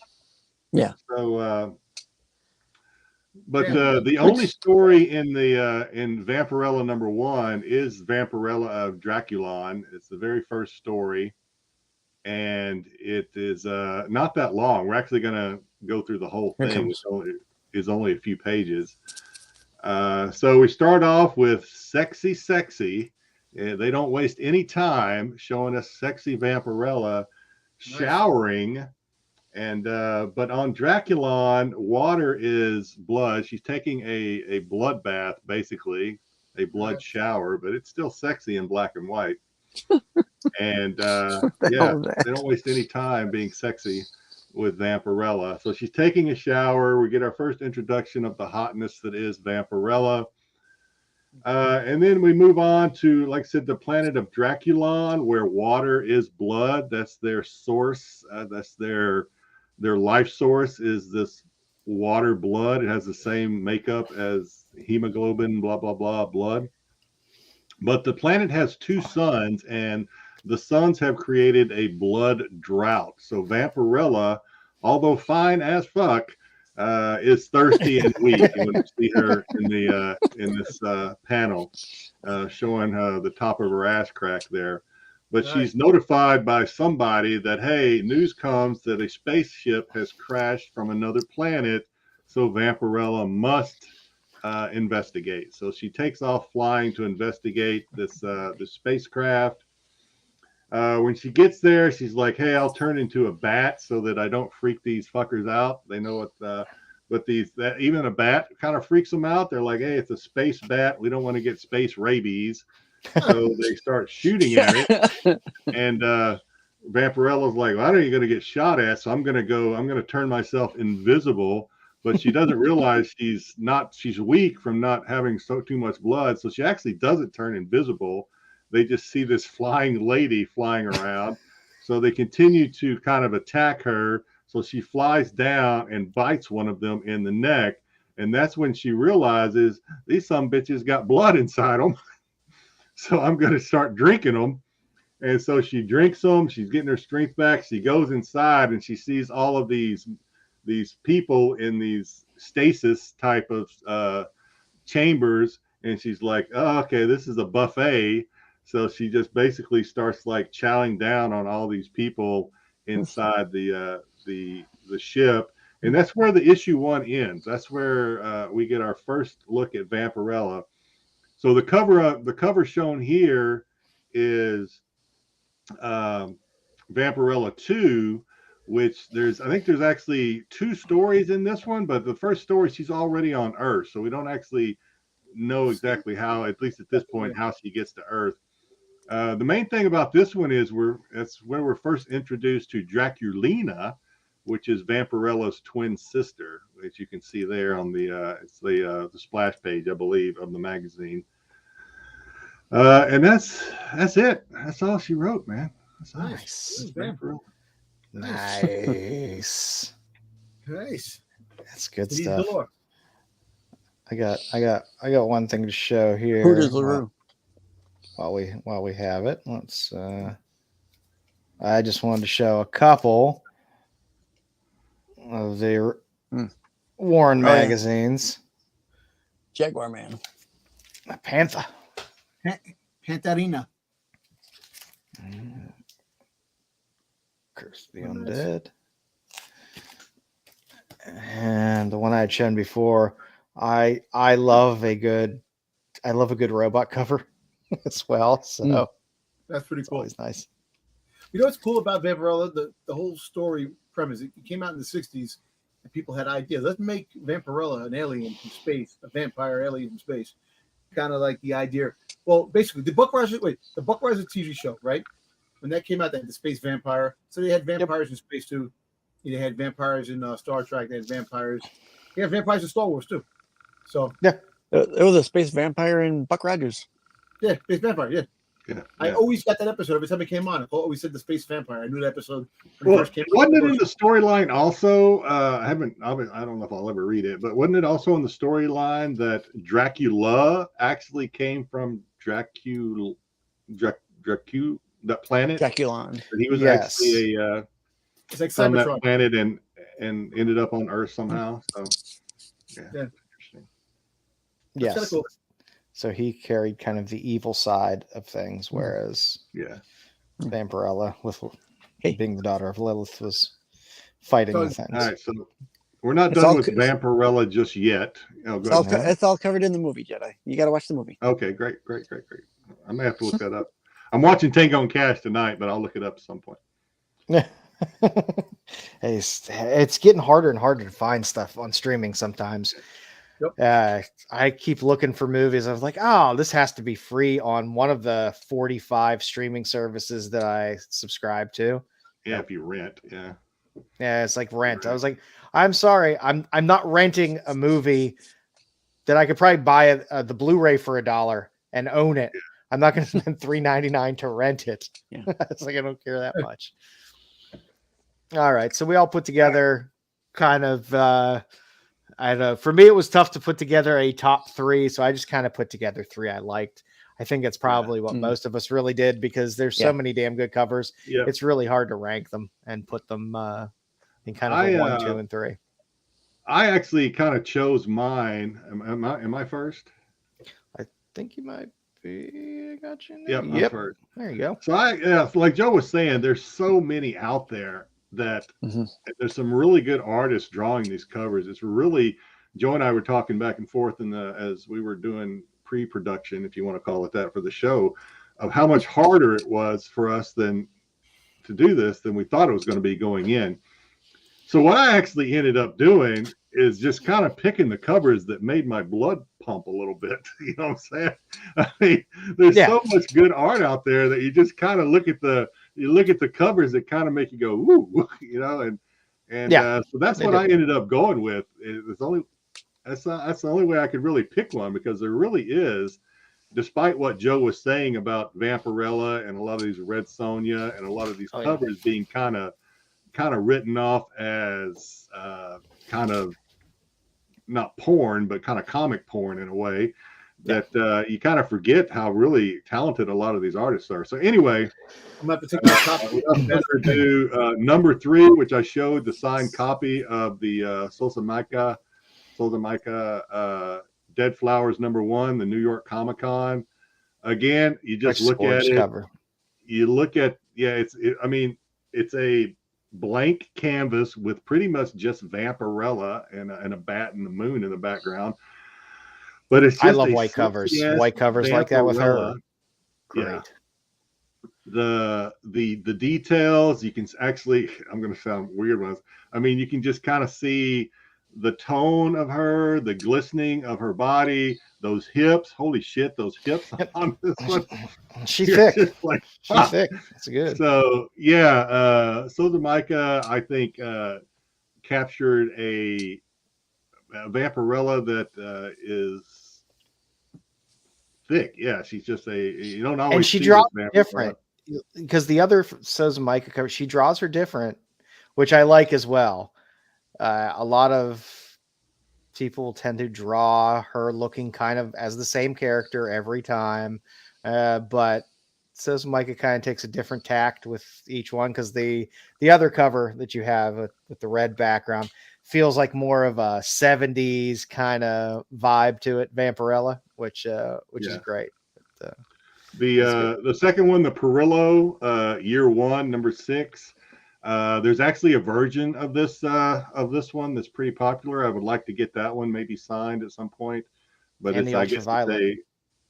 a limited. They say it's a limited, exclusive Perillo exclusive or something. But that's a really nice cover. You'll see it a lot. Yeah, the white Yep. covering the goods, just barely covering the goods, I guess we could say, and the curviness, and Nips. It's just a sexy cover. It's just this really sexy cover. And then the Zerdy, I was watching this, I believe, is a Comic Elite exclusive. Comic Elites, I think. And I saw this one being promoted on one of their streams, and I immediately kind of fell in love with this cover. It's dark, it's the bloody background, the dripping, kind of streaming, the sultriness of the way Zerdy drew her, I think is really, really good. I could not wait to get it. And then when New York Comic Con hit, I could not find, I could not find a stream anywhere where I could get this thing. I finally found it, and I was able to get it for a reasonable price. I think like the signed copy I got, I think these things aren't terribly expensive, even the signed ones. I think I got it for like $20 or $25. And I liked it so much. I saw another one. Some guy had one on another stream the other day, and I picked it up for I think like 20 or 15 or 20. So again, these con prices are going to start coming down, obviously. But if you like it, you like it. Go out and get it. Yeah. And I really like this cover a lot. Probably my favorite. It's absolutely my favorite. Yeah, I don't trade in Vampirella much. Normally, any Vampirella I'm buying, it's going into my box for my personal collection. So that's my three. Those are fine choices, and it's a good highlighting. You know, a lot of the one thing you see a lot, because you're getting great Vampirella covers on most of the books, so you get a lot of books where you get people that use a lot of the digital art, be it like an Art Germ or a Yoon or something like that, where you get that kind of you could tell it's not pen and paper, it's done digitally. But then you get Perillo and like Carla Cone, where you're getting oil. A lot of them are painting in oil. And then you get a lot of people that are just doing the old school, pen and ink and paper and ink and coloring. So it's nice to be able to get that huge different variety as well, because it gives a completely different feel to the character depending on the method in which they were drawn. All right, I will let the person whose these are step forward and claim them. These were my three that I picked. Now, I'm not a big Vampirella collector, so I picked the three that I thought that I would buy. Number three down there. I'm a huge like Egyptian mummy or whatever kind of coverage. So this is something I would get with her, like a Cleopatra type look to her. I like that. I went a little off the main Vampirella line, and I went into the creepy, where she appears with the Universal monsters. That's great. That's a good one, because you don't get her off Vampirella titles that often. Right. So that's always fun. So, and then I picked that Hughes number one with the wrong with that fucking the bloody thumb. That's a classic. That's a good classic. And there's a Dave Stevens. That Hughes was on my when I was narrowing it down, and if I had this mental top 10 that I had to get down to 3. That Hughes was in my top 10. It just didn't make the cut. There's another one I had too in my there's a lot of good Hughes covers for Vampirella, and it's affordable too. I mean, it's not, they're not. Yeah, that's the great thing about. I mean, unless you go back to the vintage Vampirella magazine stuff, even the magazines you can find pretty reasonable. They're affordable. Yeah, except for like maybe one. Even there's a huge drop from Vampirella 1 to Vampirella 2. Obviously, I mean that's pretty common from first appearances to second. But like the ones I have, they're in like it's 51, 66, and 68, and they're reasonable. I mean, you can find in pretty decent shape $10-15 for something from the early 70s, mid 70s. I mean, and even so, like we touched on earlier, a lot of those covers got remade. Yeah. So even if you don't get the original Harris run, maybe you'll get the Warren run, where they got that same cover on the. Yeah. You know. Yeah.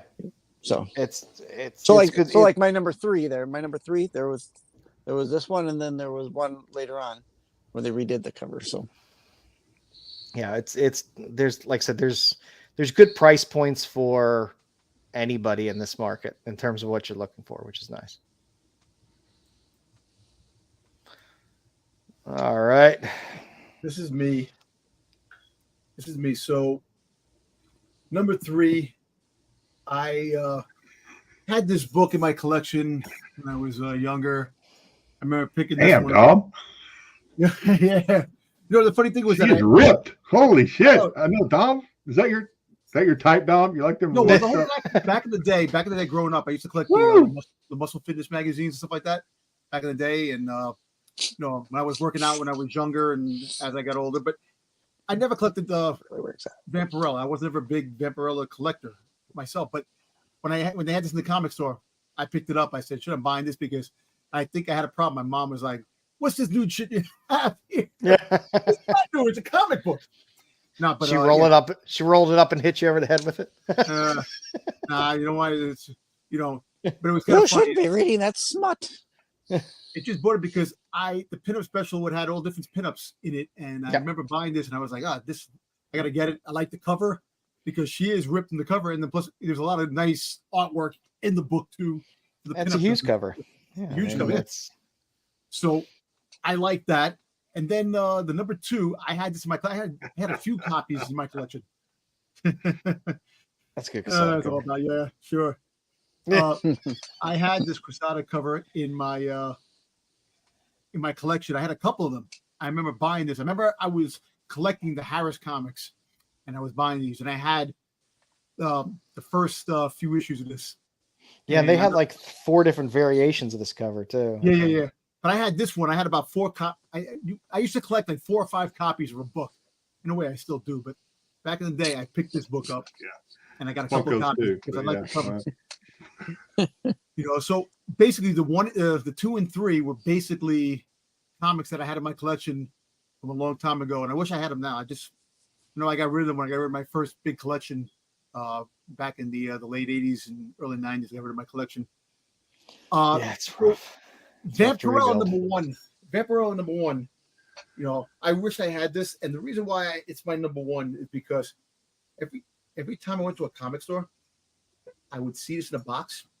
I would see it on the wall, and I always liked it. Comic shows, I would see this book. You know, and now the price it is now and the way things are now, you know, it kept like every time I turned around and look at a box or something like that, I seen this book. You know, I always should have like picked it up when I saw it, and I never did.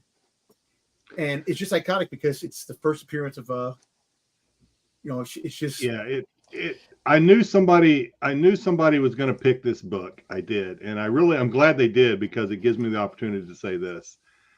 I do not like this cover. I don't like it. It's probably one of my least favorite Vampirella. Even though I bought a couple of the homages. Dom's absolutely right. It's the first appearance. It's iconic. It's really a must-have if you can afford it. It's the Frazetta cachet. If you zoom in on her face is like weird. It's it is. It's a weird features on her face.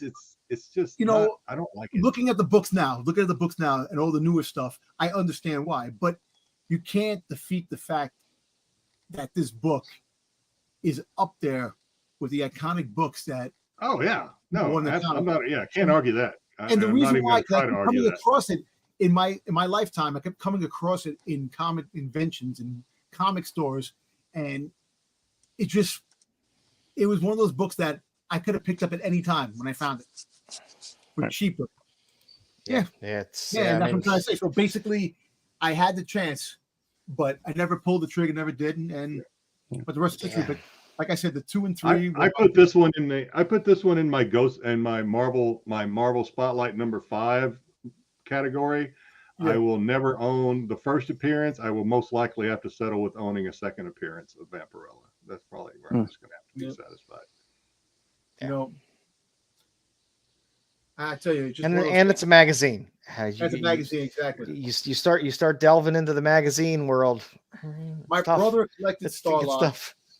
My brother collected Starlog. I collected Fangoria magazines. So I had a lot of those. So the Conan magazines and the Vampirella, we were always coming across them.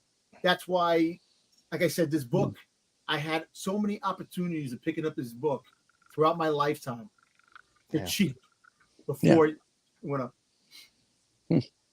Yeah, it always sucks to go back and think about exactly what we passed up in our youth. You're like, that's too expensive. I don't need that or whatever, and then just kicking ourselves years later. Yeah, look at all those ads in the back of comic books for comic books that today are worth thousands of dollars. That the old Mile High, the old Mile High ones, like 50 cents or $1.50 for just $1.50. You can get a Amazing Fantasy 15 in the books that they used to have with like you want to get big, try this muscle stuff, and all these you show the guy on the beach. X-ray specs. If you had all that stuff in a box, put away, all that other bullshit. Yeah, sea monkeys. I had sea monkeys. All right, I can't wait to see what Joe has, because Joe's going to give us probably some deep, interesting perspective on his. These are just three that I really enjoy that kind of capture. Well, from an artist standpoint, I'll start with Caldwell. Ben Caldwell's stuff, his Vampirella covers, I find there's just a certain level of whimsy with his cover. He did this Halloween cover last year. This year he did the one where too, right? Yeah, the kids are pulling up human masks and they have demon faces underneath. Yeah, so it's the same Vampirella, but the kids are different. I thought it was a cute cover. I really enjoyed the whimsy of it for a trick or treat Halloween cover. And again, I'm a big fan of Caldwell. I have a handful of his stuff. He had a really nice Valentine's Day set that was a heart. One side was connecting two books as connecting covers. One side of Vampirella, the other side was Red Sonja. Put it together, it's the heart with both of them there. It's great. But his Vampirella stuff is fantastic as well, and it's pretty accessible and pretty reasonable to find as well. For two, I had to put my girl Carla Cohn on there. She doesn't do a ton of Vampirella. She does a lot of other stuff. She does a lot of Sonja. She'll do some Vampirella every now and then. But this, to me, the Dracula Unholy #2, this exclusive, it's just sexy. I think it's the bangs. I'm a sucker. I'm a Betty Page chump. So I see a girl with bangs and it hits me right. So that's a winner. And being from the Perillo school, working in oil as well, the way she does, there's just a softness to the art and just a realism to it that you don't get with a lot of other things. And this Gunda's, I couldn't get the umlauts over the U's on his last name. This Vampirella Year One, #1 is it's one of my favorite. I don't know why. I wish I could explain why, but if you look at the cover and look at it close up, it's a sexy hot cover. There's just something, there's a nice mystique to it that's great. I mean, the art, it feels like it's sketched when you look at the line work and stuff like that. When you look close at it, it's just a really cool cover. It tends to be one of my favorites. It looks like, unless my screen is off, it looks like her baby blue eyes are popping on that, and it really looks like it. I mean, you mentioned it a lot between like digital and canvas. This really, I'm assuming this is canvas, because that's certainly what it looks like to me. It feels like it's almost sketched when you see it close up.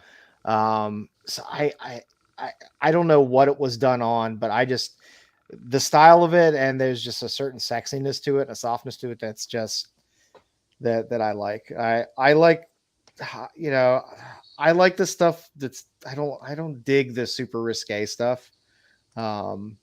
I like smut as much as the next guy, but I kind of like naughty but not overly risque covers. I find that to be far more appealing. So that's my group there. Yeah, that the number one right there looks like a titty's off a little bit. They didn't do the roundness of the other titty. Well, if they did, she because the arm's up. You got one titty up there. Okay. But yeah, it's Dom likes his boobs symmetrical and just But yeah, I have this is the screen. This is the lock screen on my tablet, so I see it all the time, and the way it backlights on the tablet and everything like that. It's I find myself just staring at it all the time. Listen, you know what? Let me ask you something. All the Vampirella covers that are out now, all the books that came out. How many long boxes can you fill the books up with the magazines and everything? Oh my God! Oh, none. I have maybe a good solid short box. Are you talking us? Are you talking Joe personally? Or are you talking every Vampirella ever? Ever, like all the Vampirella books, right? Oh, how many boxes would it fill? Oh my God, I can't imagine. Well, I mean, the thing is, while you might have like, I don't know, 89 titles that Dynamite did, each one is like 1 to 6 issues. Yeah, maybe you get a 12-issue run here. Maybe you get it's like Vampirella Year One itself probably has 20 variants to this thing at least. I mean, it's just you could probably fill up. Yeah, I don't know. Well, what about the foreign? And every variant has a trade and a virgin, So and now you're also going to understand there's foreign variants too that are actually different from the American variants. So you probably get chrome covers and things that are different compared to. Well, I mean, you have all that with this now. I mean, anymore you basically have you normally have the trade dress, black and white with trade dress, virgin black and white. Ultraviolet, then they'll do a foil, and that's just for one of the covers. Yeah, and you multiply that by the 6 covers. In the short period, last couple of months where I've been picking up more Vampirella, Dynamite likes to do those tintings. You know what I mean? Like Joe was saying, you have like a red tint, a blue tint, a green tint, a black and white, a sketch. I mean, it's just like, geez. Crazy. Chrome. Well, that's like books said. Like I'm not going to dig it out. Well, like the new Transformer books that came out, number 1. There's like 90 covers for number 1. I don't have it. Let me pull this. I mean, here's a quick example of like I'll they'll do this and then they'll do the same one with the kind of purple. Yeah. Okay, they do that with just about every book too. They make a virgin and a regular cover, which is kind of. Let me see if I can move you over there. Do you want to show that? Oh, show it again. Well, I was looking for the homage that I can't find now. What is it?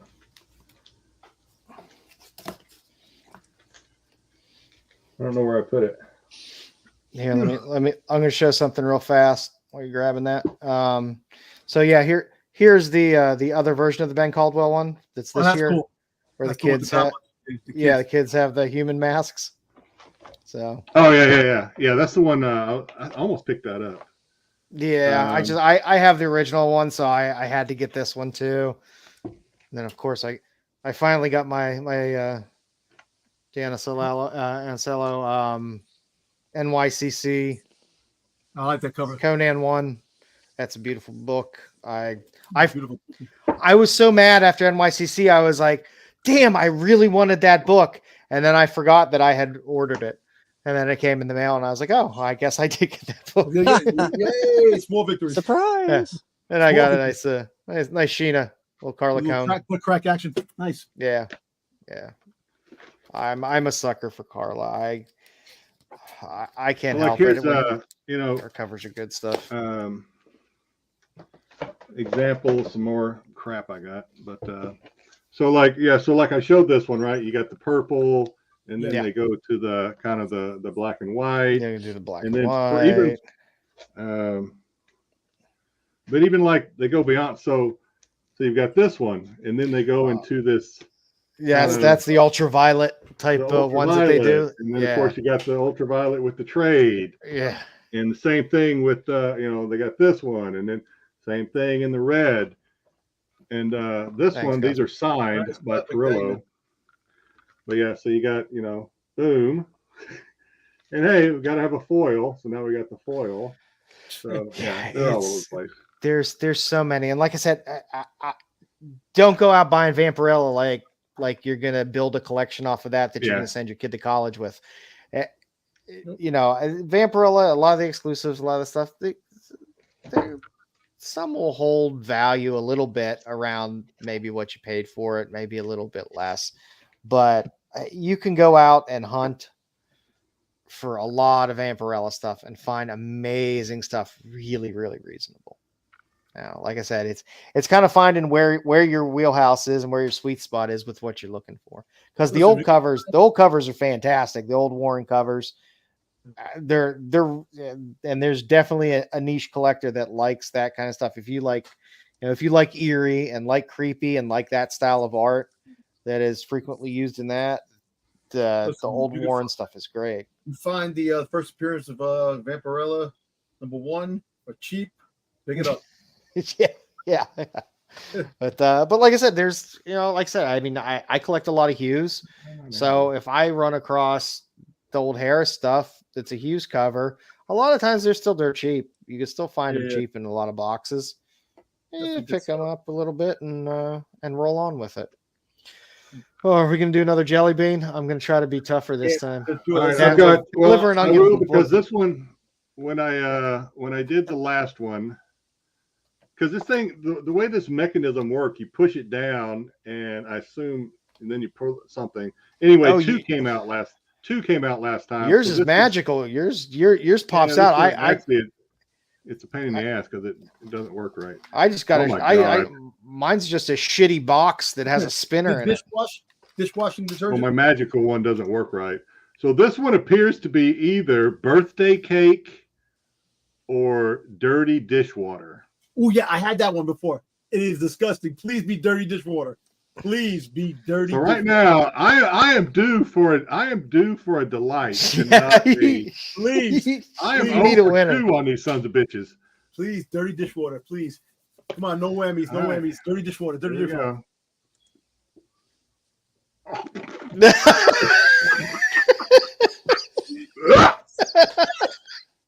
I still have the taste of the liver and onions one in my mouth, and it's grotesque. I don't believe there's any good ones in there. I don't got them. All right, I'll join you. I'll join you in the misery here. Let's see what we got. That's awesome. Okay, I got berry blue or toothpaste. Get rid of it. Blue or toothpaste? Yeah, it's berry blue or toothpaste. That's whacked. That's whack. Let's go. All right, there we go. Hey, wait. It was berry blue or toothpaste. Neither were going to be that horrible. This is definitely toothpaste. But that's actually not bad. It's kind of a palate cleanser after the liver and onions. So I'll spin again after I finish this. Yeah, that's good. That's good. Yeah, the dirty dishwater. That's awesome. That's awesome. Because the toothpaste wasn't that bad. The dirty dishwater. Now I know after I eat another shit one, I'm going to grab a blue one out of here because it's either going to be berry blue. It tastes bad. It tastes like dirty something, but then it's got like a tint of dish soap in it, and it's just. Oh, that's horrible. Yeah, Tyson, all right. Don't put it up. Look at Tyson's thing. Yeah. So pH was off. All right, let's. Oh, what do I got there? It's birthday cake or dirty dishwater. You'll get birthday cake, lucky please, son of a bitch. Dirty dishwater, please. I want to see his face. Dirty dishwater, please. Okay. Please. Come on, dirty dishwater, please. Come on. All right.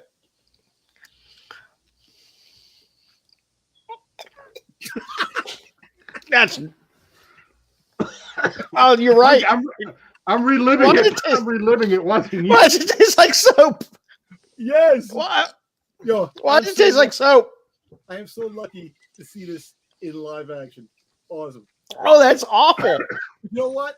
Hey, Styx, I feel like we're I missing still out. think the Band-Aid was worse, though. I really do. I don't know. I don't I don't know. I think feel like I'm we're missing out missing at all. out. I got to power through it because I bitched out on the liver and onions a bit. Oh, God. It's not birthday cake. I got to grab a blue. I got to grab a blue one and hope it's toothpaste. That is awful. That, Oh, drink the same. and the blue ended up being fucking berry. There you go. Oh, boy. That was awful. All I can say is the liver and onions was awful because it literally stuck. The flavor stuck with you Oh, boy. for quite a long time. Woo. Thank you, gentlemen, for torturing yourselves Exactly. on That live was, TV here. That earned its weight in gold, baby. Anything for the 18 people that are watching. Yeah. There you go. Well, there's plenty more to come. Apparently, there is. Yeah. I don't know how many are in here. Probably close to at least 100 of those some bitches in here. Yeah, I got a Well, full rack here. Ugh. So Not the kind of Next rock you week, like. Dom and Styx better Yeah. have their jelly beans I in will get jelly hand. beans. I'll get them. You order those Damn. on Amazon? I just Oh, ordered mine on Amazon, yeah. Amazon. Yeah. Yeah. I'll do Yeah, it. Amazon. Bean I'll- boozled. I'll do it. Yeah. That's funny. Oh, I let me looked show at you. Five Below today. I didn't see it. So So I picked this up. Yeah. Oh, nice. It's Here, this let me little throw you up here.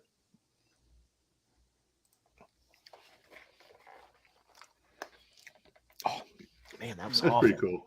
Actually, I mean, I've seen it before. You showed it on Yeah. another show. So it's still Yeah, pretty yeah. cool. yeah. Like, How they get the taste of soap in there? That's what I want to know. Because that's I'm telling you, awful. the chemicals that humans should not eat, should not consume in their lifetime.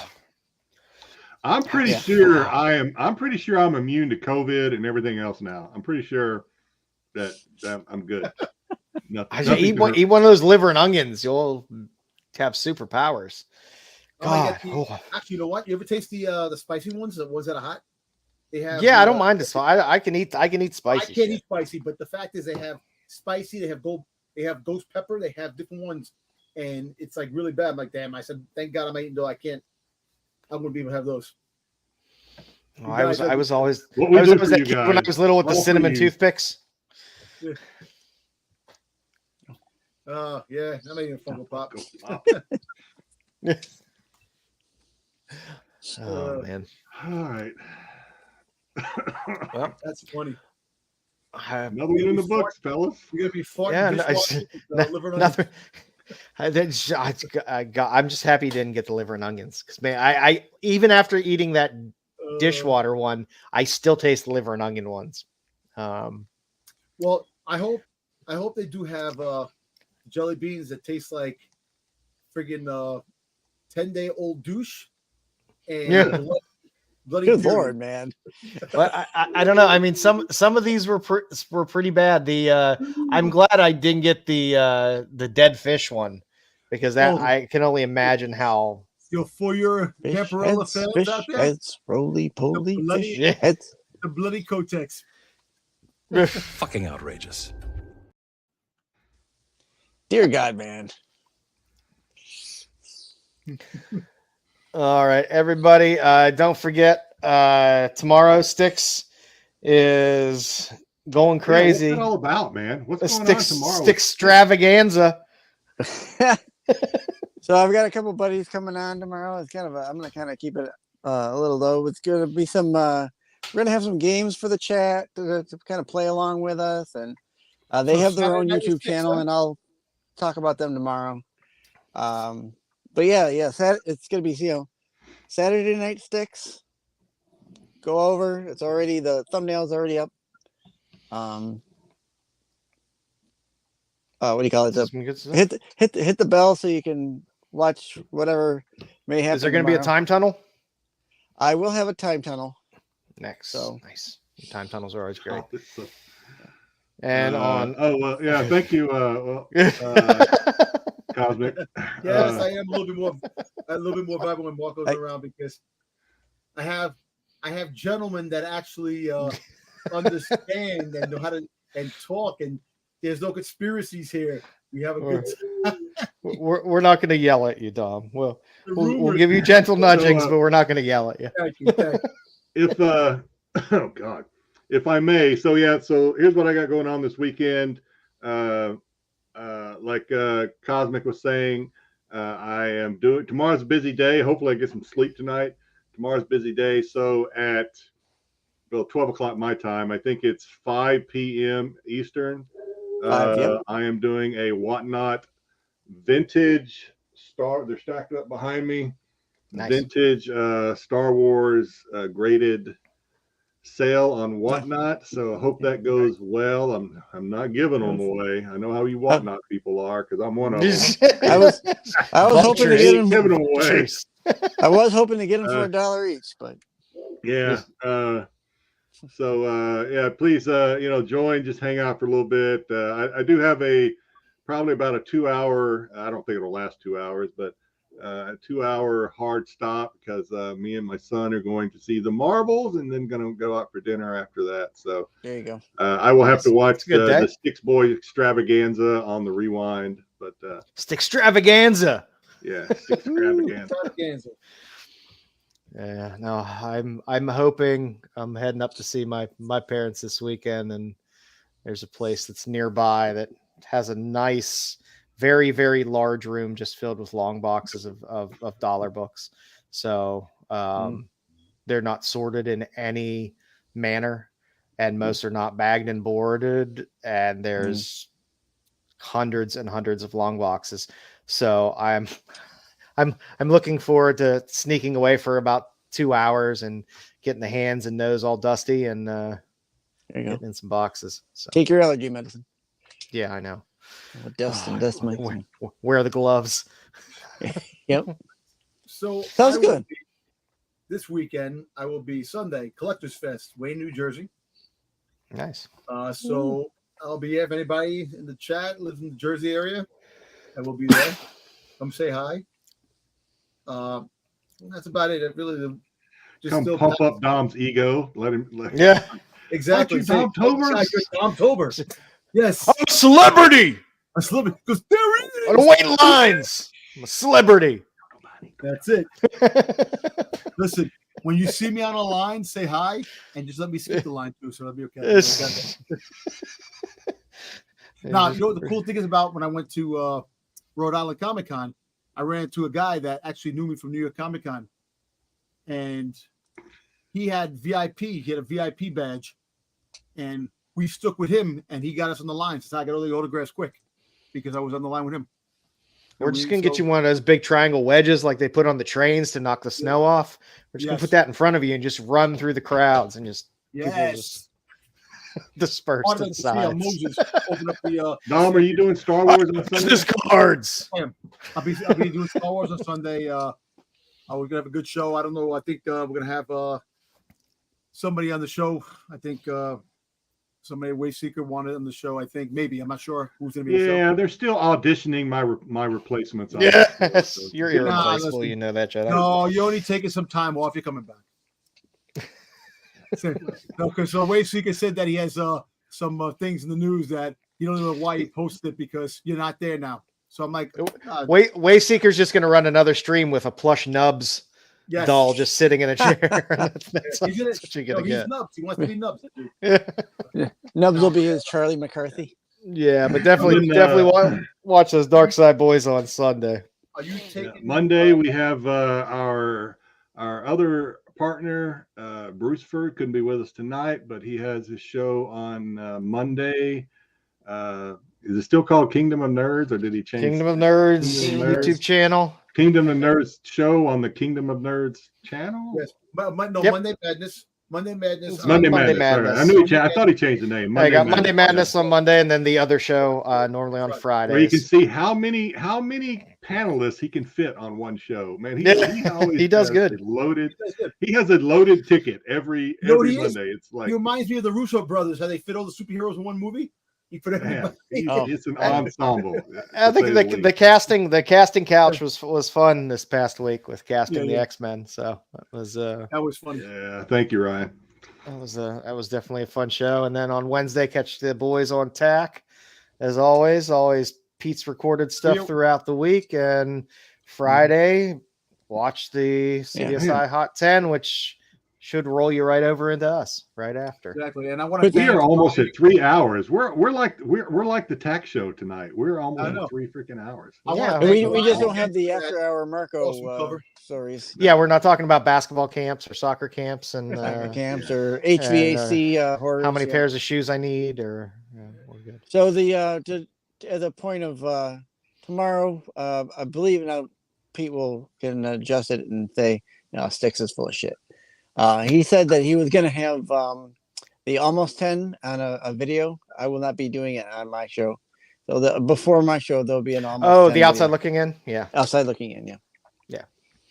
So again, truly amazing people we have in our chat.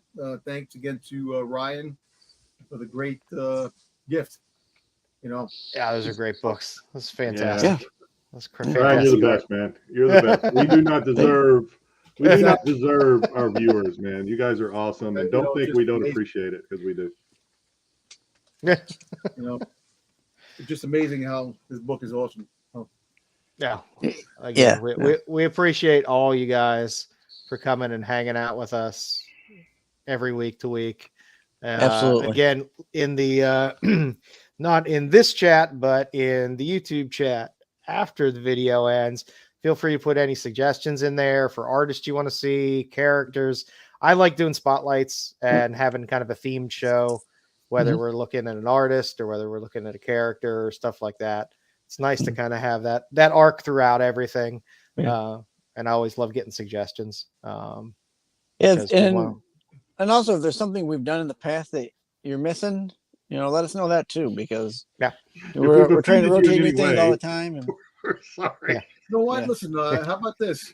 Next, in the chat, let us know if you want us to do a spotlight on G.I. Joe or Transformer covers and stuff like that. Yeah, whatever it may be.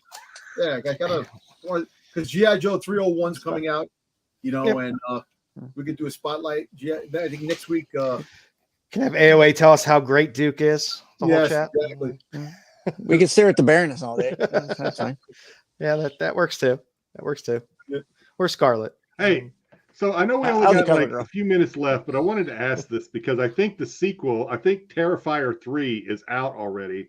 Has anybody ever watched Terrifier 1 and 2? I finally did, and it is.